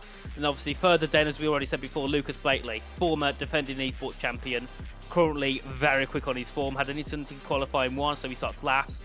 So maybe I think we'll see the usual. Lucas tries a different strat to everyone else, see if he can get himself through the field. I think no matter what, as long as he doesn't get involved in any incidents, Lucas should easily be in that top 10, maybe even top 5. I think we saw season 31 where he went from last to first in Bahrain. Yeah, well, I mean, PSGL certainly does deliver those kind of elements time and time again. The changeable conditions as well, we've got to factor that in because obviously Austria is built on that. We've seen it time and time again. Jana has proven that he can deal with tough conditions. We hark back to USA, I think not too long ago, where of course he would come back from the tail end of the field, strike himself to the front. We could yet see some more of that here tonight. We saw of course Otis Lawrence do a very similar thing as well until he got penalised earlier on this season. Obviously he wasn't necessarily a league substantiated race as we did have the tyre wear glitch. But still, nonetheless, we have got quite something now on the table. Lots to certainly talk about. Obviously, Lucas Blakely at the tail end of the field, certainly a very poor venture heading through Q1. Unfortunately, crashing his car, DNFing in that instance. Jake Benham, he's going to be up against it as well because obviously he got penalised. He had a qualifying ban, obviously off the back of that collision with Barry Burham and at Qatar. These are drivers that we wouldn't necessarily expect to be at the tail end. Marcel Kiefer as well, who's having probably one of the toughest runs of his career so far. It's almost extended from that tail end of the season in F1 esports in the last campaign. How important is it for someone like Kiefer to try and bite back and give himself a chance at a competitive level? Well, I think he's got a lot of work to do. Marcel, we know when he was in Red Bull, he was at the top of his form. Unfortunately, last season, he didn't have the best season either. So far, here in PSGL in this game he hasn't had the best form, which is a big shame because Marcel is a driver loved by a lot of people. He's got a lot of fans and he deserves to be at the top where he has been in the past many times in esports. But I don't know what it is. It could be maybe loss of motivation, could be maybe the change of a complete different game. But he's definitely not got that edge he used to have, and he's definitely not as competitive as before. And obviously now going into Mercedes, he's got a teammate of Jarno Opmeer, who is a very big teammate. It's like having Lewis Hamilton as your teammate. You got a lot of work to do, and sometimes maybe that pressure can be a bit too much. So I think Marcel's going into this, he's going to be a lot more calm. He's going to take a more of a collected approach and try not to put himself under too much pressure. Try not to, try not to have that mindset where he needs to beat Jarno. Because otherwise he's got to, he could definitely affect him mentally in the sense of if he isn't going to beat Jarno, he might think, well, what's the point? I'm 2 or 3 tenths off, which in esports isn't a lot. It's not going to be good for him. So he's got a lot of work to do. Obviously, Danny also joined Mercedes recently alongside with Jake Benham. It's a very strong team. They've all got different strengths and weaknesses of each other. So also, a good thing for Marcel being at Mercedes is he can learn a lot from Jarno, Danny and Jake, because obviously Jake was a rookie last season. He's got a lot to learn in that first year. Danny and Jarno have been around for a long time. They've been at the top in their deserved points. So for Marcel, I think, yeah, if he takes the correct approach, he's got a good chance of hopefully being competitive again and maybe in esports being in the top 10, top 5 in the championship. It's very possible. I mean, naturally, I think as I hark back to this game is certainly the most competitive format, the most competitive handling model I think we've seen in the history of esports. I mean, even going back as far as 2017, a lot of drivers do hark back to the glory days of 2020 as well, which obviously led to Jarno Opmeer clinching his very first F1 esports title. So maybe this brings him back to the forefront as well. And I'm not suggesting at all at this point in time that we've seen the best of these drivers just yet. Obviously, what they do deliver in league racing is one thing. What you do in F1 esports is obviously a total other thing altogether, but this is where you sort of get your ideas, you get your perspectives on who is quick, who isn't. At this point, it certainly looks like that Barry Burman has all the credentials himself. Must say though, this qualifying session has been relatively underwhelming from the young man. He will need to try and bring it back here in a race sense. If he can, it's going to be a big question mark, obviously, over that right now. But obviously, chasing his 3rd win this season, not to mention, his 4th podium. 3 podiums this season so far for Barry Burman as well. Championship leader, has got plenty of drivers trying to chip away at that top spot. Obviously, Danny Berejnay, we alluded to the fact him being in 2nd place, top 3 in the standings certainly means a lot, certainly to this young man who is a former league racing champion in the realms of AOR during its glory days, and also contesting at the top in F1 esports. When he was partnered with Brendan Lee, when Brendan Lee won his championship, but now he returns to Mercedes, this time alongside Jarno Opmeer as well, driving the Haas though here in league racing. Let's wait and see what Berejnay can bring to the table. He was undone slightly at Qatar because they did double box the Haas cars, which definitely threw the cat amongst the pigeons for them. Unfortunately, Berejnay was the casualty in that instance, but nevertheless, a chance for him to refresh and bounce back. Let's see if he can do that. But I tell you what, some of the names, I can't take my eyes off that front row at this point though. It's all about Opmeer and Ron Ha. 2 Dutchies up at the top. It's double Dutch here at Austria. And while it's got no basis for a Red Bull front 2, it certainly is a mouth-watering on the one hand, and Alfa Romeo, Jarno Opmeer's former team, a team that he won the championship with, and also Mercedes on the front row. It does tick all the boxes of something special, does it not? It does. Austria as well always delivers in league racing. Obviously, many of the leagues I've commentated over here, there's always a great race. Whether it's at the start of the race, after the pit stops, or the end of the race, there's always some part of the race which is always great to see. The action as well, with it being quite a nice track for side-by-side action. You can see people pretty much go side by side from turn 1 to the last corner. It's that, it's a track that's very open for racing. Obviously, MotoGP, there's a bit of a different lake with the chicane down at turn 2. Obviously, here it's just straight down towards turn 3, which is obviously good for overtake, especially with that DRS. And also, if you've got a lower wing setup than the person in front, you can definitely get a nice slipstream down to that 3rd corner.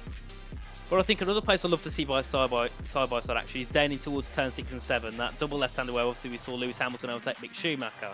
Those type of moves, I think, it's always livening up, and it's always great to see that type of entertainment here in league racing. And well, with this being literally the top of esports, I think we've got a very great race up on our hands. So make sure everyone, if you're still here, stay tuned for the whole race, because this is going to be, it's going to be another great one here at PSGL. Yeah, well, on that basis, I want to hear from the audience, and but when I say that, I'm speaking to you guys at home. You guys at the end of the day, tune in. And we want to hear from you. Let us know who is going to be your race winner. Who is going to take the big result. Who is going to be the OG here at Austria? Could it be the case that Donoso could try and stat back? Can he regain himself back to the top here this time around at Austria? We'll have to wait and see. I'm just looking here now at some of the suggestions we have here. Jarno from AP. We got Up Butcher says Real Racing League. Francesco Largo saying Fred win. Possibility, you know, it's definitely a possibility. Yoni Tormela win, says Timer Van Blankton. I tell you what, I think that would really send us into overdrive, that one. Jana Otmir says Jeremiah. Big shout out as well. Otmir there as well for the Holy Roman Empire, or Raymond Empire. We got Goatmere as well for Stella Peak. Who else we got here? We got the other names? Freddie, Roy. There with saying Freddie as well. We got Benham as well. There's a tip for Jake Benham. Could you imagine he could do that from the back? Lucas Blakely also getting a nod as well. George Morgan win, yes, I agree. No one's saying that Nathan Ritchie's going to win, so that's good. But yeah, no, yeah, we'll take the dubs on that, George. Yeah, it's fine. Who do you think is going to win, Nathan? Well, I don't really want to say because I don't know curse at him because I feel like it will happen. It worked well for Curse Thomas Ferrari with that shirt of yours, I think. Well, I did that in qualifier, didn't I? So you know what, Barry Burramand. I'll try and repay it for him. We'll say Barry for the win. I'm not sure whether you're repaying him or just making matters worse for him. We'll have to wait and see. But yeah, we'll have to sit tight and wait. Obviously, given the fact we have the no formation lap on show this time around, guys, we would of course be jumping straight away. So this is why we've moved over to the paddock right from the get-go, so sit tight. We will be bringing you the race very, very shortly. Stay tuned. Obviously, the weather conditions currently are no issue, but the lights now about to go fully red. All 5 lights are lit. And it's pedal to the metal. And it is go, go, go, go, go as they get away off the line. It certainly is Thomas Ronha right at the very top here and currently leads the way heading out of turn 1 as well. A very sloppy move out of turn 1 for Jarno Otmir. Exposes him here now to Josh Ito, who's now looking to try and find a way through. But look at this from Otmir. A second win for the Flying Dutchman. Outside line though. Ito hits the front with his front nose cone now. Side by side with Thomas Ronha. Look at Alfie Butcher. The Butchers come to play this time as they head down towards Slosh Gold, but it's Eno in front. Eno takes the lead and a conglomerate of cars fighting it out to the top 5 below, and Ronha has made a mistake. Yeah, there's a big crash further back. Brendan Lee involved in Luke Smith, and there's that's someone out. That's Johnny Torma, his wheel flying in the air. Then at turn 4, and that is a safety car. I do not know what happened there, but there was about 5 people all together side by side, and obviously Johnny's come out of that on the lower hand, and well, that was an interesting first lap, but great from Josh, great from Alfie, and maybe Thomas and Jana were a bit too aggressive, and well, for Thomas's sake into turn 4 a little bit too laid back, but first lap safety car, George, and well, very good for the top 3 because they've all made positions. Full course. Very good ones as well. Full course yellow, a safety car out on track, and already coming into the pits, Nicholas Longuet as well. Now, is that due to damage? What's the story, Nicholas? Tell us more, my friend. No, a change of tyre set. Onto the mediums he goes. And he's not the only one either. Brendan Lee also opting to come into the pits as well. Quite a few cars opting for changes. Brendan Lee is going to have a front wing change. We got Luke Smith as well. And in fact, I think he might have been serving some time as well. No, ventures his way out. Hard tyres for Brendan Lee. And Luke Smith also making his way out of the pit lane as well. So there you have it. Already some changes afoot. Nicholas Longuet currently sat in that P17 and has made changes. Here is the order, folks, and how it's gone so far. Josh Ito with a monumental start. He looks so vibrant heading out of turn 1. And what about Alfie Butcher's start as well? And Freddie Rasmussen. We've got 2 Red Bulls now in the top 3. Freddie, who has immediately come across from ESL R1, has barely touched the game. All the practice that he must have put in the meantime, leading up towards his first real competitive event here in PSGL, and he sees himself 3rd fastest. This surely must be dreamland for Red Bull right now. Definitely, and also looking down further back, we've got Tom Manley up by 6 positions, and well, Marshall Kiefer up by 7 positions, 17th to 10th on that first lap. Now for Marcel, the only way is up for him, so he's got to hopefully make a few more positions and get himself a top 10 and get himself some points on the board, which would be very nice. So we talked about him earlier, so maybe, you know, give him a bit of motivation if he was listening to us, and well, it's worked off anyway on that first lap. Wilson Hughes down by 2, Donoso down by 5, and then also Luke Smith and Brendan Lee obviously came to a bit of contact down at turn 4. They've both lost 12 and 11 positions, and still I don't know what happened to Yanni Tormar, but all I saw was a Williams and a wheel in the air down at the exit of turn 5. So that could have been maybe something that carried on from that incident between Luke and Brendan. I'm not too sure, but hopefully we can find out soon. Well, it's very divisive in terms of tyre strats. Obviously, we did allude to the fact that Longay, Smith, Lee, they've all boxed already. Of course, Longay and Smith now on the medium tyres, with Brendan Lee on the hard tyres at this point in time. But further up, of course, we have had a few changes. Lucas Blakely also making some places as well. Incidentally, just fighting it out here with Dylan Warren, not to mention Fabrizio Donoso as well, who's actually just backing himself up. I think he just found himself slightly out of position, or maybe not. Just a few moments in between some of these drivers. Blakely now sat in 14th, and certainly has elevated himself higher and higher off the bottom. Jake Benham doing the same, of course, through that initial incident. Not sure what Donoso's doing, but we have got confirmation the safety car is coming back in this lap. So sit tight, everybody, as we now await Josh Ito to control. He'll effectively become the safety car, with Alfie Butcher now in behind him, with Freddie Rasmussen in 3rd place. Red Bull currently operating in Ps1 and 3.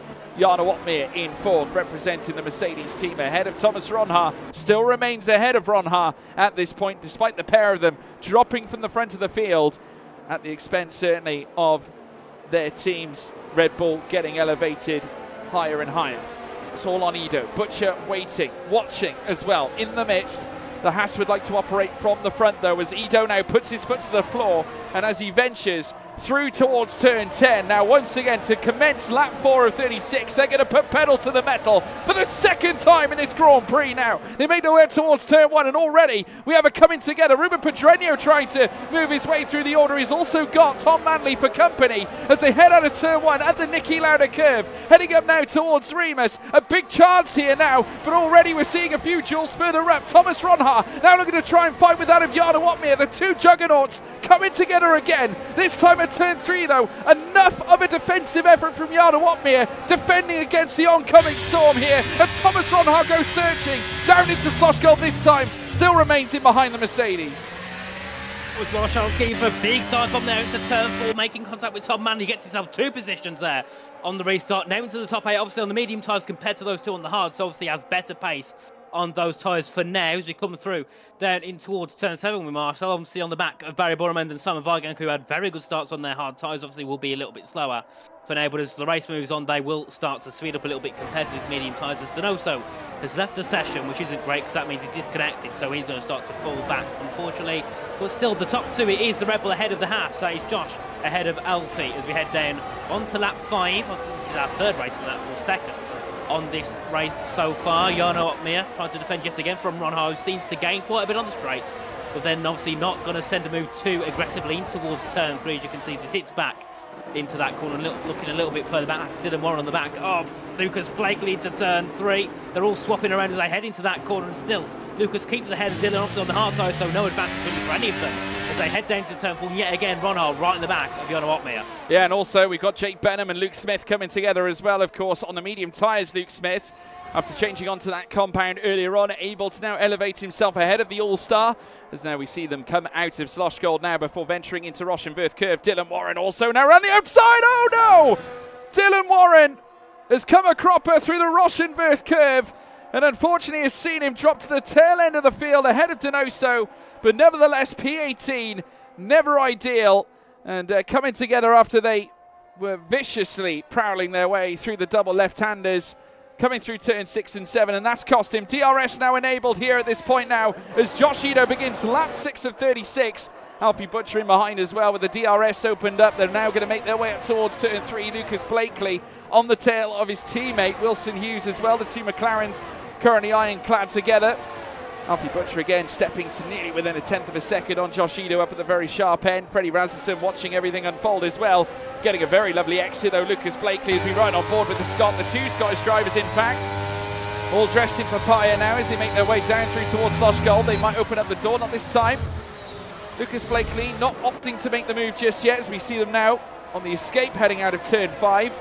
Heading in towards turn 6 and 7 as well. It's still going to be Wilson Hughes leading his teammate around in 11th place and still chasing after Ruben Pedreño. Yeah, as we know, many drivers have made it clear to us that they don't like to lead. They'd rather sit behind the DRS and say the battery set the tyres. So Alfie, I don't think realistically, unless Josh has a bad exit at turn 1, I don't think we'll see Alfie really try and fight for the lead at the moment. I think you just sit behind and keep that DRS as we head back in towards that first corner. You can see there Alfie getting very close to the back of Josh and Frederick Rasmussen right behind there. 2 tenths back. The only positions I think we could see change are possibly between Freddie, Jarno and Thomas, who will obviously, no matter where they position their car, they will still get DRS as we head into turn 3. Alfie just going defensive so we can eliminate that move from Frederick Rasmussen as we head out of turn 3 now. Whoop down with the DRS in towards turn 4. The gap's about 2 tenths to the Maulers. Thomas, yet again, right at the back of Jarno into turn 4, possibly round the outside into turn 4 for the Dutchman and Thomas Ronhart. Jarno's going to defend it very nicely into turn 4. I think he just about got it. Thomas gets pushed onto the curb and still Jarno keeps himself in P4. Not going to let Thomas take that position away very easily. No, not at all. They came together so close heading through Slosh Gold, but on the exit, Ronhart still wasn't able to topple that of Jarno Otmir. Still, they are a 4th and 5th, as they have been for the last few laps since the start of the race when it got underway. They both shared the front row. It's not so much a front row this time, but still a war of attrition between 2 great Dutch drivers as they come out of turn 10 now at the Red Bull Mobile curve, heading through now towards the Niki Lauda curve as well. There is Thomas Ronhart, just within, barely within 3 tenths of a second. He's going to get, though, the drive heading up through towards turn 3. Danny Berejnay picking up the fastest lap of the race as well. Alfie Butcher again now goes hunting, this time on that of Josh Ito. Makes his way up towards turn 3. A look down the inside, just showing in the mirrors here as well as they come together heading through this segment now. We've also got a battle between that of Lucas Blakely and Nicholas Longuet here as well. Of course, separated now from his teammate Wilson Hughes, but Blakely doing enough to defend against Longuet. Longuet, though, will not allow such things to continue. Has a look around the outside, heading through Slosh Gold. They make contact near enough on the outside of turn 4, heading through turn 5, 6 coming up next. Still Blakely thwarting the attack from Nicholas Longuet. Yeah, Nicholas needs to get through on that hard toe run of Lucas very quickly, otherwise soon he'll start to drop back because these hard toes at the moment aren't the optimum compound. So you can see Nicholas, he's a lot quicker on those tyres. He needs to get from Lucas and then he can start to charge after the back of Danny Berejnay and then the other McLaren of Wilson Hughes in P11. As we look back to the top, Jarno Otmir very close to the back of Freddie Rasmussen as we head in towards that first corner for lap 9 of 36, nearly a third of the way through of this race. And you can see a great exit there for Jarno Otmir as they head up towards turn 3. Can he get a move on the Rebels? We head through. Fabrizio Donato with a penalty. This could be a battle. It's Freddie up the inside. It's Alfie who takes the lead. Josh defends. They make contact a little bit in towards turn 3. Now we could see a swap of position between the 2 Red Bulls, and no, not the best exit at all for Freddie, but it does open the door for Jarno Otmir around the outside into turn 4, but isn't close enough there. This could be a battle in towards turn 4. Jarno round the outside is going to try and challenge it there too. Freddie Rasmussen, they come together a little bit. Jarno on the curb as they come through, and still not enough there for the Mercedes. A bit of contact nearly into turn 5, but still Freddie keeps himself ahead there of the Mercedes, and now Thomas Ronhart are going to be looking to get himself right into the back of that Mercedes. Yeah, enough questions being asked here by Jarno Otmir, but not enough to be necessarily thwarted here. Necessarily to Freddie Rasmussen. He is still trying. Ronhart as well on the tail, just watching all this unfold, waiting for any opportunity. Does actually find himself really close to the tail on that Mercedes. Alfie Butcher, though, in all that carnage, now takes the lead of the race. Ronhart now having a look immediately to the inside as Jarno goes defensive, heading in towards turn 1. They head through now turn 1, this time around turn 2, the silent corner, heading through up towards turn 3, where they'll tackle Remus Curve. It's still Alfie Butcher out on top, being closed down here by Josh Ito. Doesn't plumb to make the move here at this point, but certainly Thomas Ronhart also being patient. But can he get the run heading out of turn 3? DRS now opening up now. The 2 Dutchmen still entwined together, 4th and 5th. At the very sharp end, still Butcher holding his own as well, with Ito just watching every move he makes, with Freddie Rasmussen applying that Red Bull wall in between him and Jarno Otmir. Yeah, as we head down in towards turn 6, you can see they're all within 2 or 3 tenths of a second. Simon Weigang also putting pressure on the back of Thomas Ronhart on the harder compounded tyres. And I'd say now in around 3 or 4 laps, we'll see these hards probably be a little bit quicker than the medium, so that's when we might see the likes of Simon and Barry.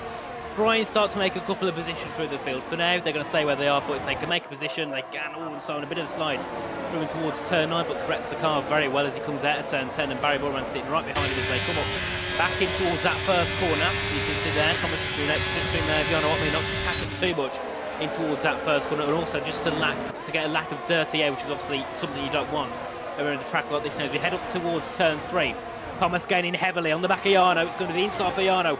Outside for Ronhard now. Who will take P4 in towards turn 3? It's Jarno around the inside. Jarno at the inside. Thomas at the outside. They come close. And I think they get pretty much identical exits out of turn 3 still.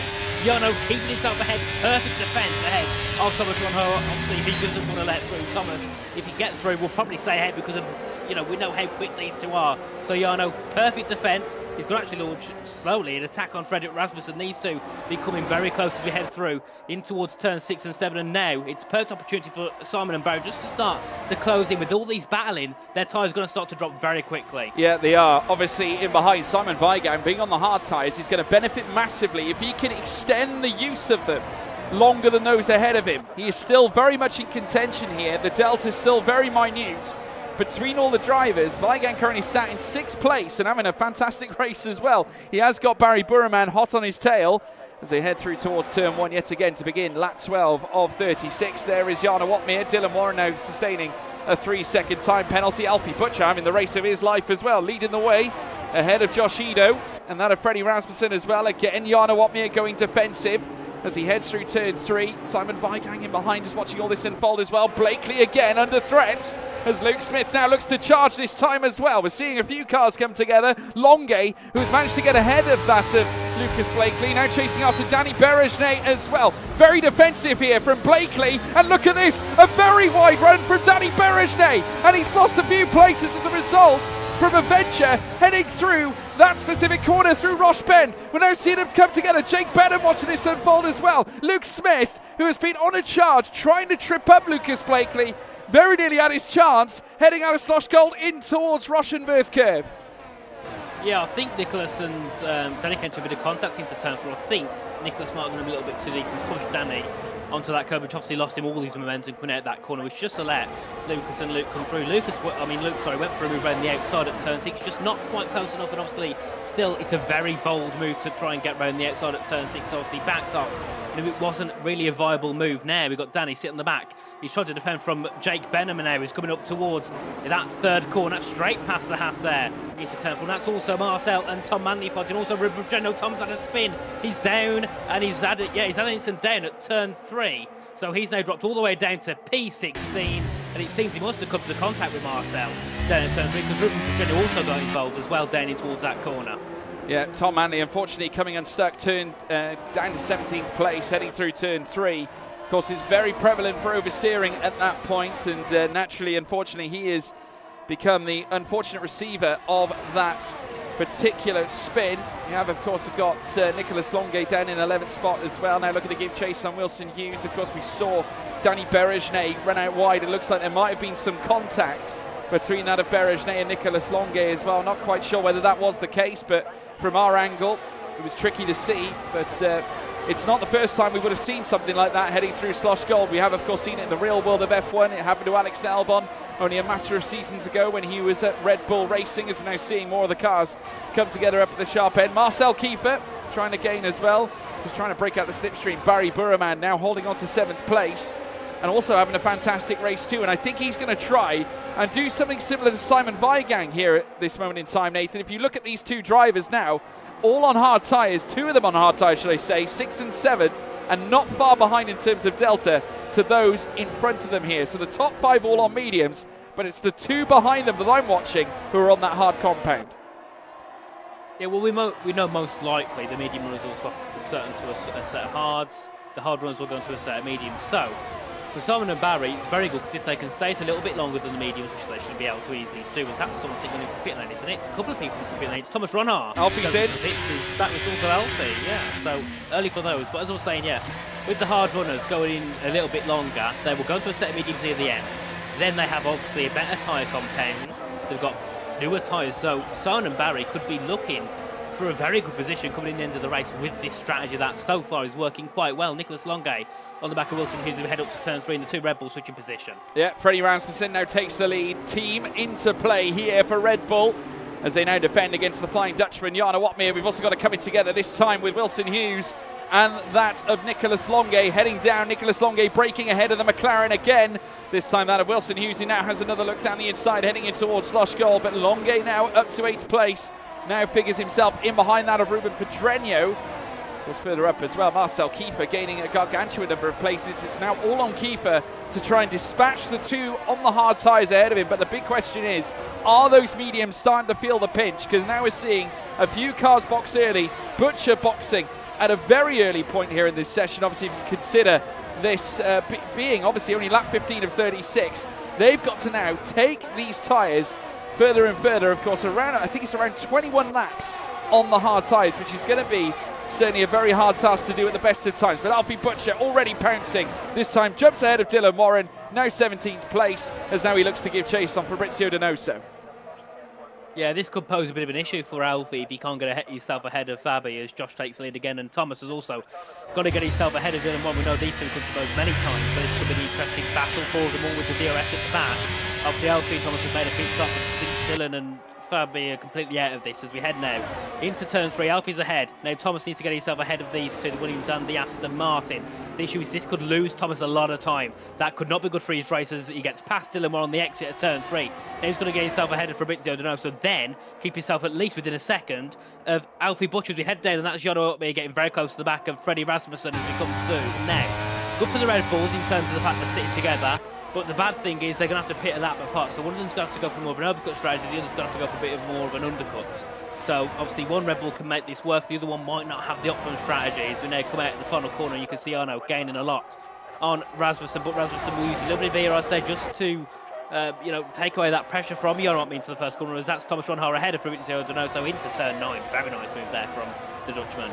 Yeah, at this moment in time, though, it's got to be the front battle that we're looking at. Obviously, Ido and Freddie Rasmussen working together as they have done on frequent occasions. They certainly seem to be full of synergy right now. We saw Josh Ido very recently take delivery of his own rig leading up to the next F1 Esports Pro Championship. Red Bull, of course, making sure that their drivers are well and truly equipped. Jarno Watmere, of course, a regular at the Mercedes HQ, where, of course, he generally does the majority of his racing, as well as what he does at home as well, partnering with the likes of the All-Star Jake Benham, of course, in prior seasons with the likes of the Machine, Danny Moreno, but this season joined with the likes of Marcel Kiefer, as well as Danny Berejnay, who is driving the Haas this time around just for the PSGL season. It is certainly going to be a fascinating watch, as now we see Jarno Watmere immediately come into the pit lane now, and he's not alone, because Freddie Rasmussen, I think, is going to join him as well.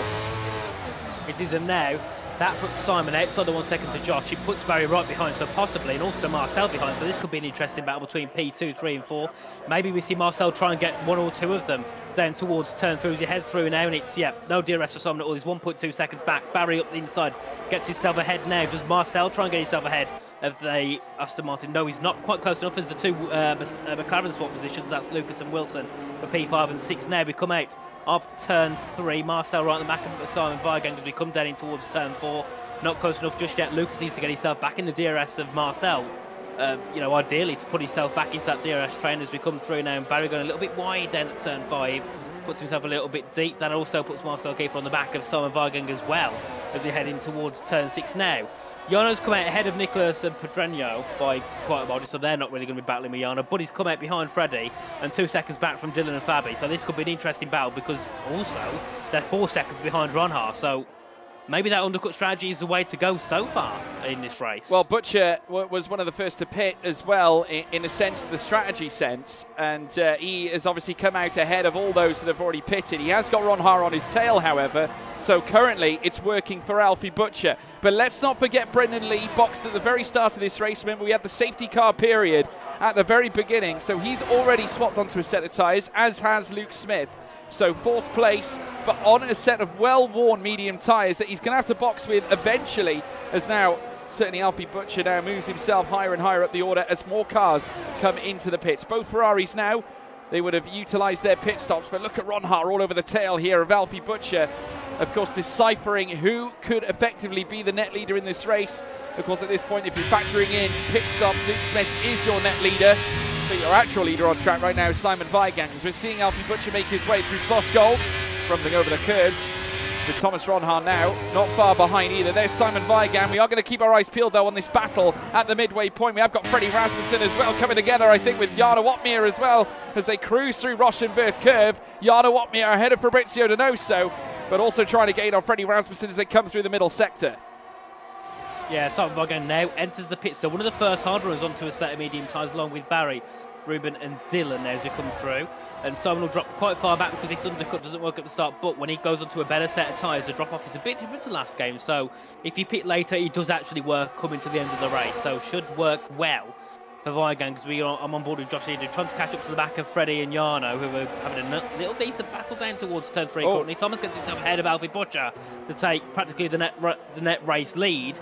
And Freddie is being overtaken by Jarno, and Barry's overtaking Josh. So many overtakes now down towards that third corner. As we also see Nicholas Longay under pressure as he gets ahead of Josh Eden, and then the two McLarens at the top switch of position. So in lap 20, many people getting themselves through on each other. Yeah, a lot of changes already at this point as well. Jarno Opmeer getting himself ahead of Freddie Rasmussen, which was imperative because he's got an almighty 3.7 seconds to find on Alfie Butcher and Thomas Ronha. Ronha now effectively, if you factor in the realistic pit stop time, Ronha is your net leader of this race. The man who was on pole position, Brendan Lee, now also moves up into 5th as well. Danny Berejne coming into the pits as a result of the necessary changes. Berejne pitting extremely late at this point, but not as late as the two McLarens here, Richie. Now, what could that mean for this race?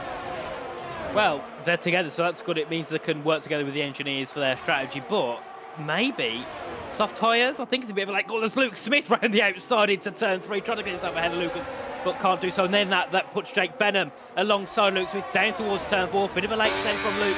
Didn't pay off. He went to one position and lost one position as well. But yeah, it's a very interesting situation between those two of what they're going to do. Soft tyres, I think, so far are a little bit out of it. So they're going to have to pick within the next 3 or 4 laps. Unless they don't, they will definitely be going for softs at that point. But I think for now, softs aren't the ultimate strategies. Into turn 4, it's Ruben versus Josh Edu. And that is Ruben pushed onto the curb. Josh with the inside line. Into turn 6, puts himself ahead of Ruben Pedreño, but Ruben's going to try and fight back. Into turn 6, that's a bit close to contact as we come through. And still Ruben pushes a bit of contact there between the two. Into turn 6, they make contact, and they even more. But Ruben goes round down at turn 8. And that is his hopes of points probably over. Yeah. Crashing into the barrier. Doesn't look like there's any significant damage to the front wing, but nevertheless, his pride will no doubt be hurt as now we see more and more cars coming into the pit lane. Brendan Lee ushering in his pit stop. Remember, that's his second stop now to date. Remember, he pitted earlier on under the safety car and is now ventured back out onto the circuit. Luke Smith doing the same, as well as we're now seeing Freddie Rasmussen and Jarno Opmeer coming together again. Opmeer holding on to 5th place. Lucas Blakely still yet to pit. He's still on the hard tyres. 21 laps amassed on that compound. He's waiting for a safety car. Alfie Butcher now leads the way in terms of a net standpoint. He's ahead now of Thomas Ronha. It's a Haas back on top. Butcher going for the win here at Austria. Turn 6, also looking further back. Rasmussen still trying to fight Jarno now. They've got to get that gap to Tom Manley down very quickly. The gap's about 2.5 seconds. Obviously, Tom hasn't pitted, so he will do probably soon. Lucas still staying out. Does he pit now? Yes, he does. So Lucas Blakely was the leader. Now will pit and he'll drop down probably to around his teammates. So around P14, P15, joining obviously the likes of Jake Benham, Luke Smith, and Brendan Lee, who are all on brand new, fresh, medium tyres. Josh Edu gets a 3-second time penalty. And what a shame. He's looking on such good form with his teammate, and that penalty on this grid with how close people are is going to drop him back probably quite a little bit. So that's a big shame as Tom Manley's out in the pit lane. I thought he was going to... Here comes Thomas Ronha, though, for the lead of the race. He's burst past out of Alfie Butcher, heading out towards turn 3. And it's Ronha now who leads here. 3/10 clear, but still that allows Butcher to come straight back at him with the DRS as they head down now towards Slosh Gold. But it's Ronha now, the Dutchman in front, with Butcher now in behind in 2nd place. Yep, and also we've got Freddie and Jarno having a little battle there for P3 and P4. They've got a 3-second gap now to the top two, so they've got to bring that down quickly, which at the moment is going to take a while. I think they're not going to bring that gap down for at least 3 or 4 laps, I think. Maybe even a bit longer, so they've got to work together. Jarno, Barry, Freddie and Nicholas can't afford to, fight hard. They've got to just bring each other along. If that means Jarno's quicker down the straight, Freddie lets him through. They don't lose time. They just make it safely towards turn 3. So they've got to work together at this strategy to get themselves back onto that fight for the win. At the moment, it's clear between Thomas and Alfie, but we've got 3 lap older tyres. That could also pose an issue. We can see there into turn 4. A lot of overspeed there for Jarno. A lot of overspeed there for Jarno. didn't go for the move, it would have been a sensible thing, but he could go for it, possibly down to turn 3, which he will do. That's a fight for the lead yet again. It's Alfie and Thomas replacing that position of Pete 1 and 2. Obviously, we know they're both at RHG, so we could have similar Gs work on the same strategy. That will be key for them in this race to try and help take that P1 and 2. Yeah, absolutely right. They swap again. Butcher now taking the lead of the race. Jarno Otmir, of course, going up into third as well. Ron Haar right on the tail of Alfie Butcher on the outset now of turn 5. Heading through towards turn 6 of the Roche and Verth curve as well. Double left-handers to take. It is still Alfie Butcher out in front in what could be a historic victory from a man who was laid down champion in F1 Esports Challenges by a very convincing margin, a multi-time race winner at that level as well, now taking his helm at the very top end of F1 Esports, and certainly here at the very top end of PSGL. He must be on the shopping list of many a team as this young man looks to try and polarise his way to the front with Ron Haar hot on his tail as well. They hurtle through towards turn 1 again, this time at Nicky Lauda curve, and now we'll open up the DRS this time. Thomas Ron Haar is going to return the favour on the run up here now towards the Remus section. Otmir also in jeopardy as Freddie Rasmussen comes up with him too, but Ron Haar now takes the lead. Enter, of course, Freddie Rasmussen, who's now got third, has taken it away from Jarno Otmir. They're swapping places left, right and centre here on lap 25 of 36. Yeah, looking a little bit further down, we've also got another battle. This is between Danny and Jake. It was also Wilson Hughes who got through the both of them. Down to turn 4, it's Jake with the inside line, but Danny will still try and fight him back around the outside. They come close to contact, Danny lets off.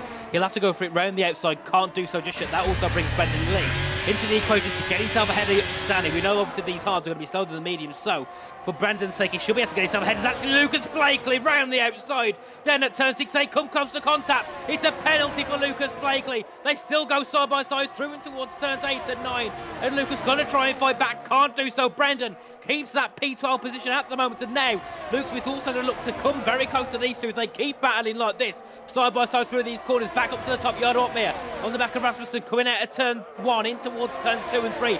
Battery as well on these mediums tyres sitting right behind, could also be looking to pose the move. This could go close in towards turn 3. It's Barry up the inside of Freddie, and now Jarno into P3, Freddie down to P5, and Alfie Butcher back ahead of Thomas Ron Haar. Barry still tries to fight for Frederick Rasmussen. Incredible moments indeed.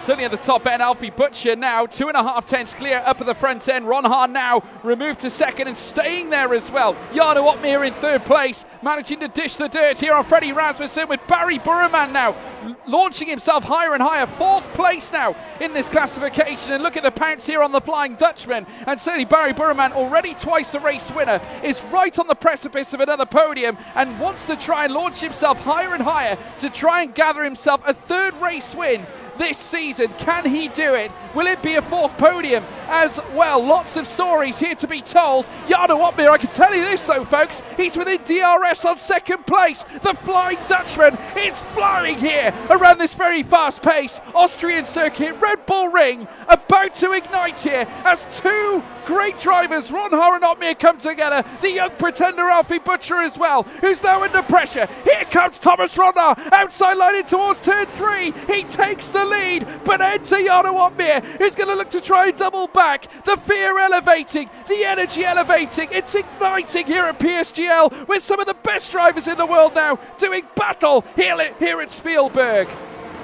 And then look at that, Jarno within 2 tenths of Alfie and Thomas. Now, with the fact his tyres are 3 laps newer, this should be an easy job for Jarno to try and get through on at least one of them, maybe stick behind Thomas with the DRS, but for now just wants to get through on at least one and put himself into that P2 position also. Barry Burman on the medium tyres sitting right behind, he's in a very good position to try and at least take a podium away from one of the top 2, or even Jarno can get that better speed with those mediums competitive tyres. Also looking further back, it's Feigang and Josh Ito got to P7 and 8. They're coming through in towards that final corner. Can't get himself through yet. Simon can't, but he will look to probably get himself through on Josh Eden very, very quickly now. We come out of turn 1. It's down towards turn 3. It's Alfie versus Thomas versus Jarno. And it is the inside line for Alfie, I believe, as we come through. Yes, it is now Jarno. Can he try and make something work into turn 3? No.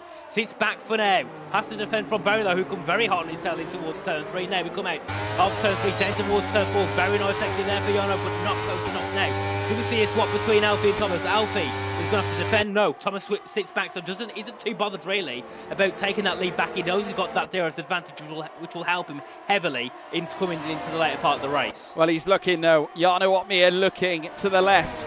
and the right of Thomas Ronhart. These two have had so much history, so much has been spoken of in streams, out on social media. Conversations have brewed certainly community-wide and have certainly been heard here at PSGL as well. Alfie Butcher, though, still leads the way and is doing certainly a tremendous job of holding on to this advantage. It has been so tough, certainly, for him to keep them all at bay, and Barry Burman coming into this mix as well, has every chance of tipping the points into his favour as well. Chasing a third race win, Jarno Opmeer looking to bring himself back to respectability of winning PSGL championships. Here comes now Thomas Ronhart again. Here comes Jarno Opmeer with a surprise move down the inside through turn 3. Oh, it's a double back, a switch back from Alfie Butcher as they come together now wheel to wheel, heading down towards Slosh Gold. Will it be gold for Butcher? Will it be gold for Opmeer? Wheel to wheel they come again. Through goes Opmeer. Opmeer takes the lead here in Austria. What a move for the Flying Dutchman, move of the season,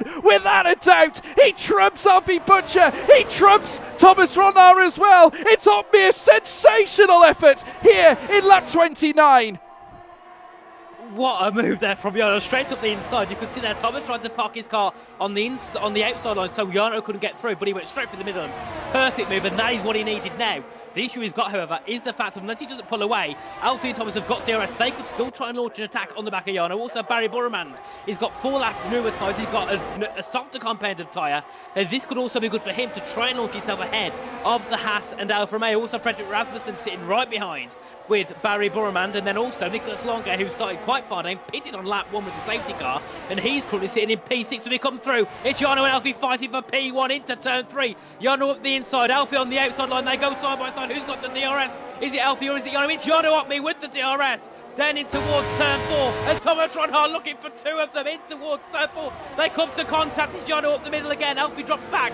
They come to contact. Jarno and Thomas do through turn 4 into turn 5, and I think they're still going to go side by side in towards turn 6, and Alfie was looking for a move but couldn't do so. Oh, Jarno up the inside into turn 7. They come to contact again, and Jarno takes the lead. He certainly does. A duel between 2 gargantuan characters in the world of league racing. Opmeer now leads the charge. The energy is lifted here with 6 laps to go, and now Ronhart has got to sit back and watch everything unfold. I tell you what, folks, you bought your tickets to win this raffle. We're all getting a prize of our own, watching the very best in the world here come together here at PSGL. They come through turn 1. Opmeer now leads them through. In behind Ronhart will have the DRS. It's down to Jarno Opmeer to defend that place now at the very front end. Barry, though, looking to also haunt them both as now Ronhart looks to the outside. Enter Alfie Butcher as well, who looks now to the outside himself on Jarno Opmeer as they come out of turn 3. Ronhart now leads. The cards are being dealt. They're swapping places with DRS, though. Butcher looks to strike. He can't quite find a way through. Opmeer goes defensive, but still Ronhart has the lead here in lap 31. They're trading places, but sit tight, folks. This is going to carry on right to the end of this race. And now, with all this battle, it's brought Josh and Simon into this DRS train. So now, everyone in the top 8 is all within a second of each other. So they've all got chances to make moves now as they come through. And Barry, still in the back of Alfie, he'll be so annoyed because he's had so many opportunities. But with this DRS, he can't make a move on any of these in the top 3. So this is really destroying Barry's chance of a podium. But he's got more chances. He's got 5 more laps to do it as we come down to turn 1 yet again. And it's this time Thomas ahead of Jarno, ahead of Alfie, ahead of Barry. As we come down in towards turn 1, it's Jarno yet again with the DRS. A very nice exit there from the Dutchman, trying to get himself ahead yet again of Thomas Ronhart as we head in towards turn 3 to the inside line. Does he get himself ahead this time? Yes, he does, but he sits back. He wants that DRS. Clever there from Jarno, but Thomas cuts off a little bit. He goes a little bit deep, has a bit of a drift through there. And now who gets DRS? Is it Jarno? I think it might be. Yes, it is. Jarno up there yet again with the DRS as we head down in towards turn 4.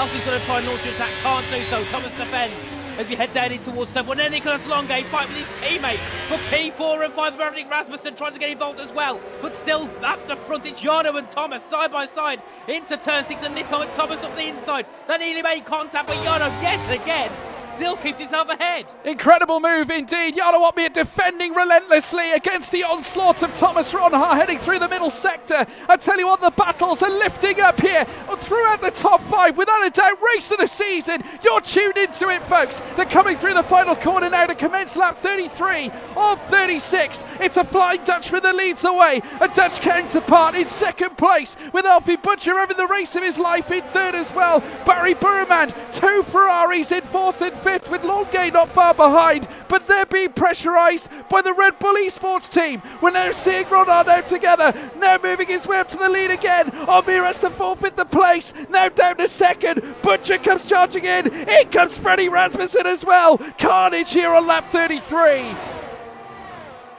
Head down into turn 4, they're 3 wide. Barry, it's Alfie, Barry and Freddie in towards turn 4. Barry into P3. Freddie now down to P4. There's a bit of contact. Alfie's dropped back down to P5. Nicholas looking around the outside into turn 6 with these two. And still Freddie going to try and launch an attack on Barry. Can't do so as we come through. And Alfie there fighting with Nico. Nico gets a penalty. So that's ruined every chance of a good point position in this race. Josh Edu now also looking to put himself ahead of the Ferrari. What a battle this is. Everyone in the field all so close together, but Barry's got to get close to the back of Jarno because that gap is 7.5 tenths a second. That could go to over a second and get rid of any chance of him fighting for that victory. Well, I tell you what, I can't help but feel sorry for Alfie Butcher, but those tyres now I think are starting to feel the pinch, and I think Thomas Ronhaar is going to be feeling a little glum himself because he has the exact same tyre life as Alfie Butcher, and Jarno Opmeer knows it as well. On his 3-lap fresher, hard compound of tyres, he's going to utilise the DRS very shortly. Freddie Rasmussen swapping as well with Alfie Butcher, who is dynamically fighting back. You can't help but love this kid in 4th place right now. He is up into the top 4, fighting back against the very best in the world. The Great Dane comes back at him. Nicolas Longuet also trying to break himself into the mix. The Ferraris on their medium tyres on the ascendancy. How are they doing it on 15-lap-old mediums and 16-lap-old mediums? This is extraordinary racing. These tyres are screaming at the drivers by now because they are absolutely starting to die. And I don't know how they're keeping up with it so well, and how they've still got grip, considering they've been running these tyres for over 15 laps in this Grand Prix so far, is absolutely extraordinary. Now we head back down into turn 1 with Thomas ahead of Jarno, ahead of Barry with Alfie back into P4. Lucas Blakely had an incident down at turn 4, so he dropped back quite a bit. But now we see DRS for Jarno Opmeer, DRS for Barry Borman. This is Barry's best chance, I think, of trying to take the lead in towards turn 4 as we head, turn 3 as we head through. It's Jarno on the outside ahead of Thomas Ronhaar, who gets the DRS, I think. Now Barry Borman trying to get himself ahead of Jarno Opmeer. This is a very good position for Burman. Jarno with no DRS this time. Barry with it, but also Alfie Butcher's still going to try and fight back. And now Jarno tries to launch an attack. No, he sits back this time. He plays it clever on the back of Ronhaar. Also a bit of contact there between Alfie and Barry as we come through. And still, we come to the end of this penultimate lap. It's the final lap, and there's 5 of them fighting for that victory and for the 3 podium places, George. Yeah, absolutely tremendous stuff indeed. This penultimate lap has certainly delivered a clinic. Jarno Opmeer currently sat in second place as well, 2 tenths away from Thomas Ronhaar, folks. I bet you didn't expect this when you tuned into PSGL tonight. We've seen many a great race in the past, but now we have got it coming down to this final lap. 2 protagonists that we have spoken about time and time again when it comes down to competitive racing, competitive league racing, competition in itself.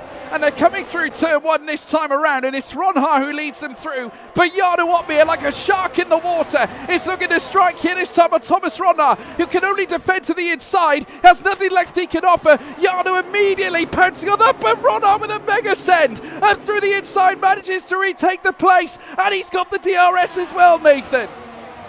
Yes, as we come down in towards turn 4, Barry Burman looking to take P2 from Jarno Opmeer around the outside. Can't make it work. Jarno defending for his life. He knows it depends on this now as we come through, and he keeps P2. And Alfie Butcher still in behind Barry Burman, but I think, George, Thomas has got it. He's all sewn up. He's home and hosed. The battle between 2 great drivers has levelled off like this. Opmeer now down to second, but still keeping Barry Burman at bay. A fastest lap for Dylan Warren. A consolation prize for him. But Thomas Ronhaar, all the talking, all the answers, all the questions, they've all hit him. But now he's going to hit the line here in Austria. He wins the Austrian Grand Prix here in PSGL. What a race. What a clinic. We've seen nothing like it in the history of league racing, but Ronha is your race winner. A gargantuan fight between himself and Jarno Opmeer, and it was a pleasure to watch indeed. Great respect between two fantastic talents. Barry Burman in third,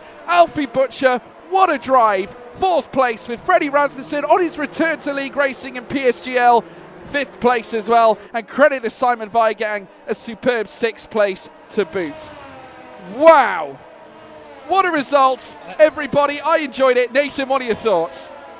I have no words. I am absolutely speechless. That was arguably one of the best league races I've ever commentated over. It was great, and the glitch for Jake Bellamy drops down to DNF, but that doesn't matter. He'll get that back. But what a race that was. Absolutely phenomenal the whole way through, especially between those at the front. There's 5 of them all fighting for podiums, P1s, and they all keep it so clean. A few people going off here and there, but what a clean race between all of them. I think after what we've seen in the past few rounds, this is a statement of what they can do when they all race cleanly and how great the racing can actually be here at PSGL F1. It was a testament, and I think we definitely were entertained. I was certainly entertained. I loved every minute of it, and credit where credit's due to the drivers. That was sincere box office. I don't think in history of competitive league racing, competitive esports in itself, I don't think we've seen a race quite like that before, where we've seen the top 6 all fighting out for the same result.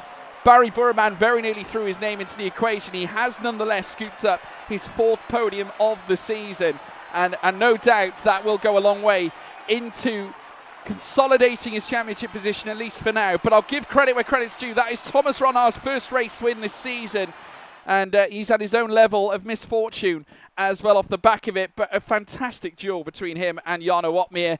Opmeer coming out second. It was the drivers that started on the front row. They started as they finished. Barry Burman in third place after starting P12. What a drive, and I think definitely up there for driver of the day as well. Alfie Butcher in 4th, Freddie Rasmussen in 5th, Simon Weigang also an outstanding performance in 6th place. Wilson Hughes was also outstanding, 2 places gained. 7th is where he finished. Nicholas Longay also with a superb performance too. Ferrari actually benefiting off the strategy here in esports, which is sensational. Brendan Lee as well in 9th, Josh Ito finishing in 10th place as well. We look further down the order as well. We had 3 DNFs, Tom Manley, Ruben Pedreño and Yoni Tormala. But wow, that was surreal. I enjoyed it. It was tremendous. Whereas races go, that is up there. And Austria has always been a great track in terms of overtaking, action, you name it. Esports league racing has benefited off the back of this wonderful circuit, and it's done it again, Nathan.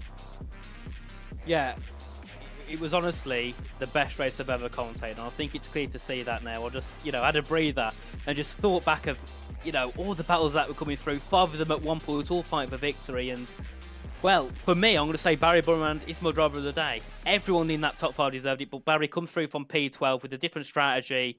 He made it work, and well, I said he'd win it. He didn't win it, but he got the podium. I think that's fair. I didn't curse him too much. The Ferrari shirt worked in the race at least. Well, I think you but can. Yeah, great race, and I think you can forgive me for being a little sweaty. I think at this point, because that was a warm one, and credit where credit's due as well to that of Dylan Warren taking the fastest lap of the race as well. But wow, the switch back there from Ron Hart, it was needed. He looked like a sitting duck on that final lap.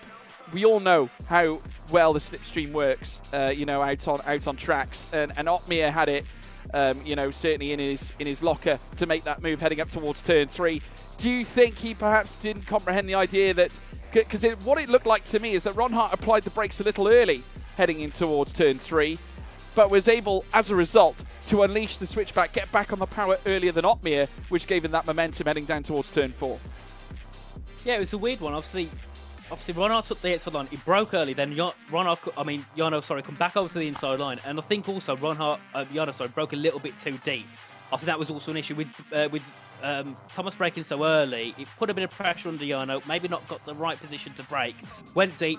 Thomas straight up the inside. It was a great move to put himself back into it. And then Barry went for a great position around the outside at turn 4. But obviously with Jarno's tyres, it seemed a little bit better. He's able to defend that perfectly ahead of Barry.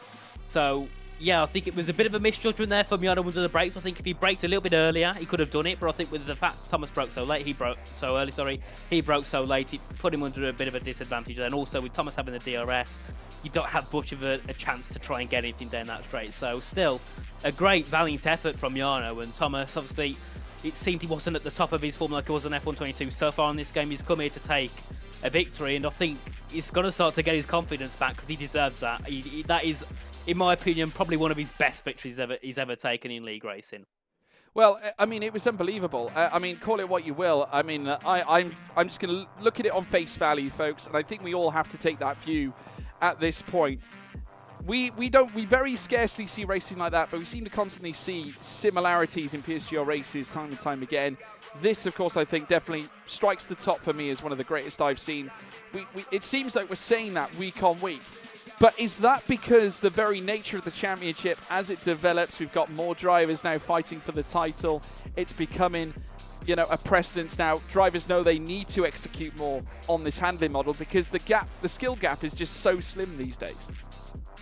It is, and I think also another thing is the strategy element. Obviously, before it was literally hard, medium, and rarely you'd see it medium hard, and that was it on the last game. There was no strategy elements at all. But on this game, with people being able to pit earlier and later due to the different ways the tyres will drop off, undercuts and overcuts can both work. Obviously, Barry showed that the undercut can work. Nico, and then obviously Thomas showed the overcut. Thomas showed the undercut worked. Barry showed and Jarno showed the overcut worked. So, you know, both strategies working. It puts people on different compounds of tyres, different ages of tyres. So it makes it more interesting because then the thing you've got to rely on is driver ability and the DRS, which I think is two great things to make a great entertainment and a great race. So I think from what we've seen already in these past 2 months, this game is such an improvement, especially when it comes to the entertainment value of what the races are delivering as of recent. Yeah, absolutely. Well, I can tell you this, folks. We have, in fact, got an interview with Barry Burman. He's just joined us here in the commentary box. Barry, a stellar season so far from yourself. You've got 2 wins to your name. You couldn't quite make it 3 this time around, but I believe that's your 4th podium this season. Yeah, hello everyone. Hello George, and welcome back. And hello Nathan. But yeah, that was a hell of a race. It was kind of, I think, after like not last race, but like in general, it was like the first time I think in a while that I got out in Q2. But then, you know, this track was so tricky. Like I think everyone can agree. Like I think in turn 1 I lost like more than 2 tenths, more like 3 tenths in sector 1. Because it was just either you have to send it and you get away with it, you're gonna invalidate it, or you're gonna lose like so much time. And didn't know the track like grip, and then same for everyone of course. But yeah, it was a really bad lap in Q2 that cost me going to Q3. And then you know, I was a little bit, you know, mad of course. And then in the race we tried our best, and then in the start I think I got like 2 places.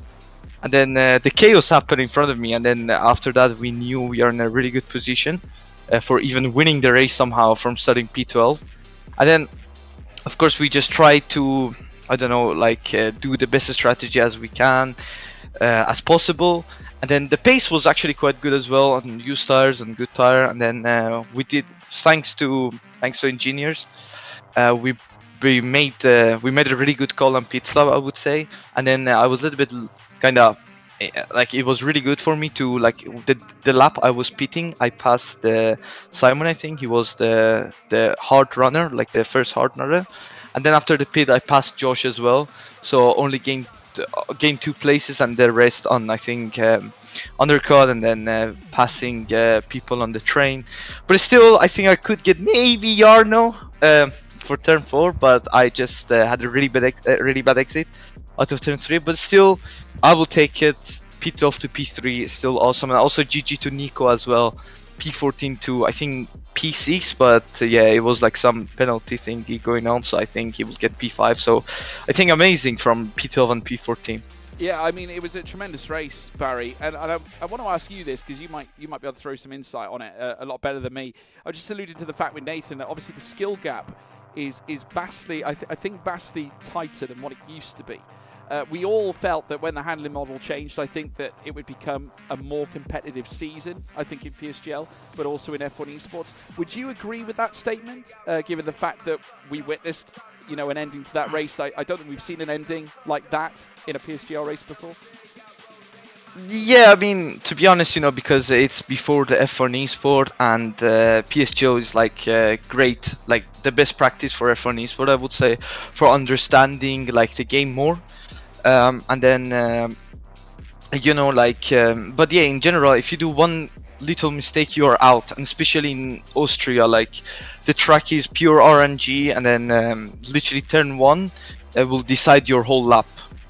But yeah, I mean, it's gonna be like this, I think, for every track, and everyone pushing to get better. We are everyone pushing to be better. So yeah, I'm really looking forward to, not getting out in Q2 anymore. But yeah, it happens. Sometimes it happens. But and then the only thing I could do is just forget it and then be like, yeah, let's just learn something in the race.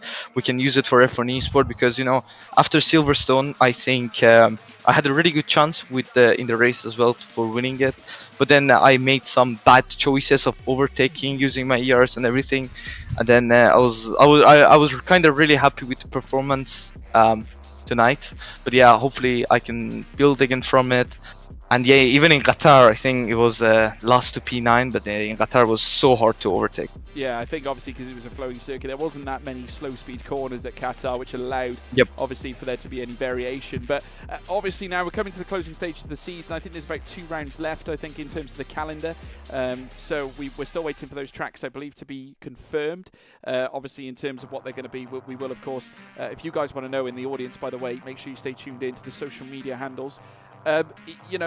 What's your confidence levels like? So you have a chance here to be a back-to-back PSGL champion. That's got to be top of the shopping list, surely. Yeah. I mean, as I said, I'm that type of the person that like it doesn't matter what type of race I'm doing, if it's league race or social race, doesn't really matter. F1 is, but I always want to do my best, and I will try to win it because I think that just gives me good motivation to put the effort in. And then yeah, I mean, I'm just gonna try my best, gonna try getting better, try learning more, and then hopefully I can do it. But as I said, I'm just gonna try my best, and let's see what's gonna happen. Well, we look forward to seeing it. Barry, I want to congratulate you on another podium. That's podium number 4, and we look forward to seeing you at our next race as well when it's confirmed. Thank you so much, and GG's to Thomas and Jarno as well. Thank you, Barry. Tremendous professional. As always, everybody, Barry Butterman joining us in the commentary box for an interview after that sensational race at Austria. Spoke very candid, I think, about the improvements in the handling model, and I think it's certainly elevated everyone's performance. And I think that definitely does synergize with what we saw tonight. Barry, though, obviously, he's always a professional, speaks like a professional as well, fits very well with the Ferrari side of things, and I think from what we've seen from him, this could be a very exciting season for Ferrari, who haven't had a championship since David Sinitsa back in 2019. Yeah, well, they had Brendan, didn't they, for a couple of years from, I think, was it 2019 to 2022, I believe, or 2020 till 2022. And then they didn't win a championship, should we say? They did. Well, they didn't, but they had a driver that won a championship. That's great. But they didn't win it with Ferrari, Nathan. That's the key thing. Well, they never seem to get that luck to win championships. But with having Nico and Barry as a team, we know they're great friends. They're always having a laugh with each other. They always work together. So I think it is a genuinely great team. And in my eyes, probably one of the best pairings, obviously, along with Tomek Brazic, one of the best pairings I think we got coming into F1 Esports this season. Yeah, well, we've also got Thompson as well. Yeah, well, there's definitely a good prospect for that. Obviously, we've got Thomas Ronhar waiting in the waiting room to certainly have a chance to chat with him, because there's a lot to talk about with this young man. Thomas Ronhar, welcome to the commentary box. We just want to allude to the fact that a tremendous victory for yourself, your first one of the season, which is unbelievable, and it actually totals up, I think, you're our 5th race winner this season, which is absolutely sensational. We knew that, I think, after seeing qualifying and seeing both yourself and Jarno up on the front row, it was going to be box office, and I think it certainly was that. Yeah, I knew when me and Jan won the front row, things were going to get tasty. I think that's fair to say. Good for the viewers. I love the battle, I think. Yeah, and I love the battle. I think Jarno, when he's going to look back as well, he's going to enjoy the battle we had. Very happy it went clean. Apart from maybe turn 3 where he looked up and I slightly went on the race and slightly touched him, but I think that was all fair and square. so I don't think there's any harm on that. But yeah, I'm extremely happy to get my first win. Obviously, last week, getting my second place, and of course the 1-2 of Alpha, definitely gave me a confidence boost heading towards this race. And yep, preparations went as smoothly as I possibly could, and I'm looking to keep this going for the next few races as well. Yeah, well, like I say, first win this season. I mean, obviously we're coming towards the tail end of the season now. I mean, obviously you missed a couple of races. That's obviously going to make your championship charge a little bit hindered, but nevertheless, it always does help when you have a strong finish. In terms of preparation, you allude to the fact that you've been working hard. How much preparation went in off the back of this round at Austria? Have you been putting in the hours? I can't say exactly how many hours I put in. Of course, we're trying to hide as much as possible towards the esports season. But I can tell you now that I spent enough time to get myself as prepared as possible. I can guarantee you that. But yeah, I think what we do as a team now is going absolutely perfect. And like I said, I want to continue this momentum going, heading towards the next races. And of course, it's unlucky with Brendan as well. I think he got tagged in lap 1 somewhere, I don't know where. So that kind of ruined his race, but he had great pace as well. So yeah, like I said, we need to keep this going, and hopefully there's many more good battles to come. Yeah, Thomas Ronhard, you heard it here first, folks. Thomas Ronhard scared of the George Morgan impending P1. But yes, moving onwards and upwards. Obviously, we've got still only a couple of races to decide what happens with the championship. We're unsure as to what those tracks are going to be. I did have a little cheeky look at the calendar earlier, and they are blank at the moment. So I'm waiting for Connor to allude to us as to what they're going to be. In terms of the rest of the championship, you're just going to take it all in your stride? Is it just a case of relaxing, enjoying the moment, just doing what you can to be competitive leading up to the F1 esports season? Yeah, definitely. I'm just gonna keep doing what I'm doing right now. I think I found my rhythm on this game right now, and I'm very happy with the players I am as a team and as a driver. And yeah, hopefully we'll have some many more good battles to come in the next few races. Well, we look forward to seeing it, Thomas. Congratulations on the race win. You're our 5th race winner this season, and we'll see what happens now for the rest of the championship. Thank you, thank you. Thank you, Thomas. And just like that, folks, we have got one, the only, the Flying Dutchman, Jarno Opmeer. Jarno, welcome back to the commentary box. Again, it went very close. I think we can all agree that was a box office race. You gave it everything, as did your competitors. It was certainly a pleasure to watch. How are you feeling after that one? Yeah, it was a good race, good qualifying again, at good pace. Definitely not ideal yet, but we're getting there. And yeah, a bit of a chaotic race like always around Austria. It wasn't actually too bad, but yeah, it was a fun race. Well, it wasn't Moreno this time, which I suppose was a positive. No headphones were harmed this time around, at least I don't think. So I think it was all good. But nevertheless, it was splendid to see the fighting towards the end. And we did allude to the fact that the skill gap is fairly close this time around. I think this is the kind of racing I suppose we can expect to see going forward. I think given the fact that traction is the way it is on F1 23. Yeah, I think so. We'll have to wait and see. Of course, DRS seems to be very strong, so ideally just pull out of the DRS and lead the race and have an easy one. But it doesn't really seem to work like that on this game. So yeah, it's most likely always gonna come down to the last lap. Yeah, it certainly was very close. And in terms of Mercedes, you've got a very exciting drum up this season. Obviously, that's another podium going to you as well, this series, which certainly does help. We've got 2 races left. What's the preparation been like? Are you doing things differently in comparison to last year's game, or is it just a case of you're just on a voyage of discovery with this new platform? No, preparation actually has been a lot more chill. Because yeah, well, this actually it drives like a car again, and not like a boat, like ice skates and a boat. Yeah. So yeah, it's been quite chill. I've been practicing a lot, of course, but yeah, it's been good so far. And yeah, I hope we can keep this pace in F1 esports, of course. Yeah, and hopes and expectations now coming towards the end of the PSGL season. I think we've got 2 rounds left. What are your thoughts? I mean, we don't know what the tracks are yet, so it's a bit of a mystery. So what are your thoughts?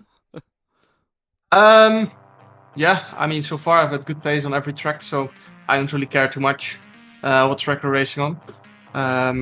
I just hope it will be some good racing. So Yeah, I think we all hope for that. I think you guys definitely did deliver that for us tonight, and you were very close to getting the race win as well. Very unfortunate, actually, off that back, but a great fight, and I'm sure we'll look forward to seeing some more as well. So GG's Jarno on a great podium. Thank you. Yeah, nice one. Jarno Watmere, everybody, joining us here in the commentary box, and always great to hear from the Flying Dutchman. Obviously, we've got more to bring you, folks. And stay tuned as well, because we've got plenty more to come. 2 races, as I alluded to. You will, of course, hear about that very soon. Yeah, I mean, words from Big C. There will be 2 more depending on what happens with the esports build, because obviously many of the F1 esports drivers will be getting ready for the new incoming F1 Esports Pro Championship. So sit tight. News coming very, very soon. But folks, it has been tremendous, and what a race it certainly was. Austria certainly delivered an amazing race, and credit to Thomas Ronhaar claiming his first win of the season, yet another podium. Going to that of Barry Burman, making his collection 4 instead of the 3 that he came into this round with as well. But nevertheless, make sure you tune in to the socials as well, at Premier Sim GL on Twitter, Instagram and TikTok. You know, anywhere really, that's where you can find it. Also, don't forget to leave a like. Also, subscribe to the Premier Sim Gaming League's YouTube channel, and therefore you'll get updated as to when this channel goes live. We generally have racing virtually every night of the week on this YouTube channel, so make sure you stay tuned in. If you want to check me out as well, folks, I'm your commentator, George Morgan. Make sure you do so on Twitter, Instagram, TikTok, Threads, you name it. It's everywhere. At George Morgan TV. That is where you can find it. It's the same on everything, so you can't miss it. Nathan, fancy sharing your socials if you please? Well, Twitter, Richie F1, but it's R1CH1EF1.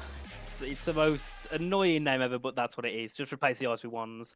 And yeah, that's about it. I don't really use anything else. So yeah, thanks, George, and yeah, make sure to check me out if you want.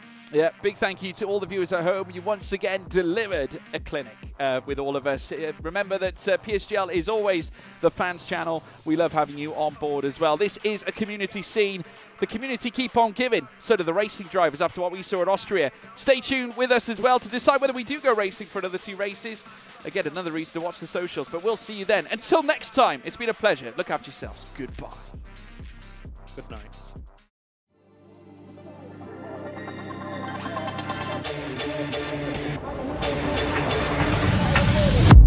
Desperately trying to hang on. He's got the inside. Oh, here he's through on the left-hand side. Hooks the apex, gets on the power nicely, and that is job done. Jarno Watmere now to the last couple of corners now. His finest drive, his greatest drive, and he's done it at the Circuit of the Americas. He returns to the top step of the podium. Once again, the GOAT is back. Jarno Watmere wins the US Grand Prix in a stunning Grand Prix.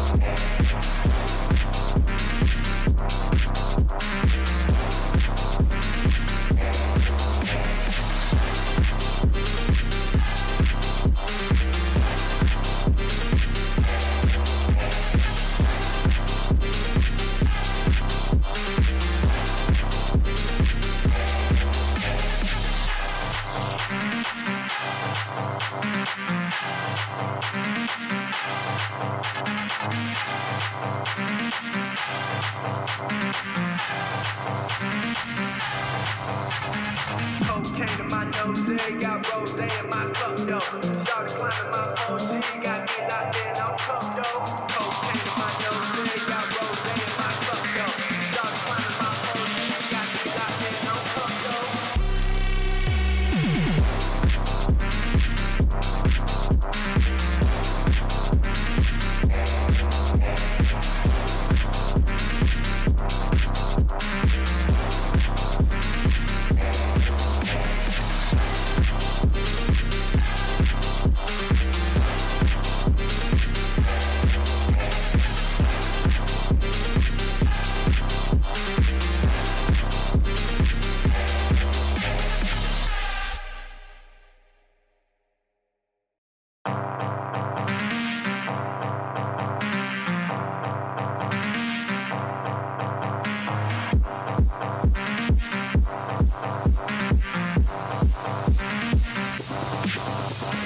Cocaine in my nose, got rosé in my cup, though. Started climbing my phone, she got me locked in on cup, though.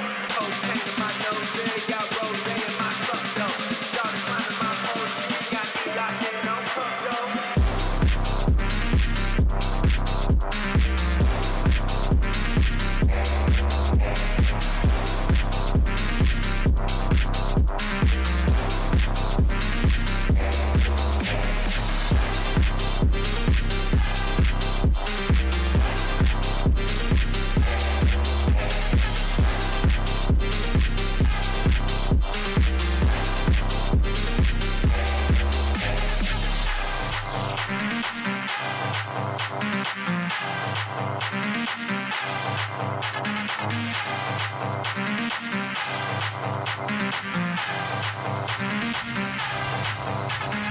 Cocaine in my nose, got rosé in my cup, though.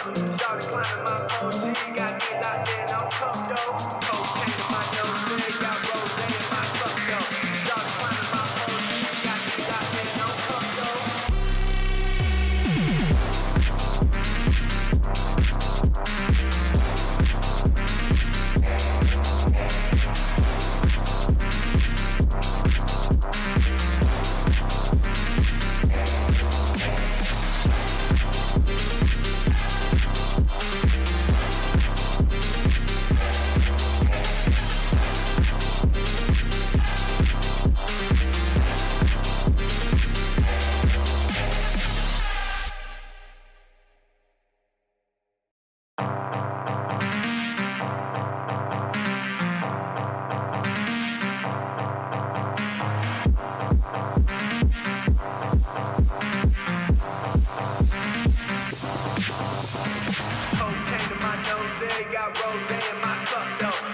climbing my phone, she got me locked in on cup, though.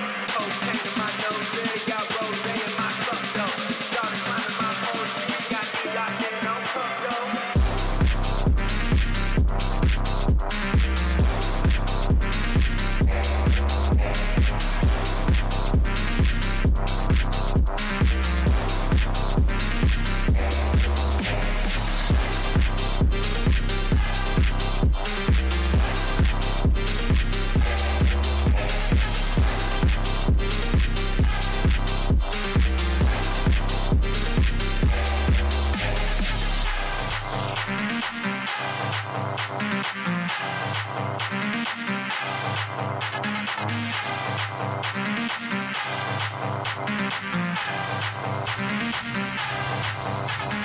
Cocaine in my nose, got rosé in my cup, though. Started climbing my phone, she got me locked in on cup, though. Cocaine in my nose, got rosé in my cup, though. Started climbing my phone, she got me locked in on cup, though.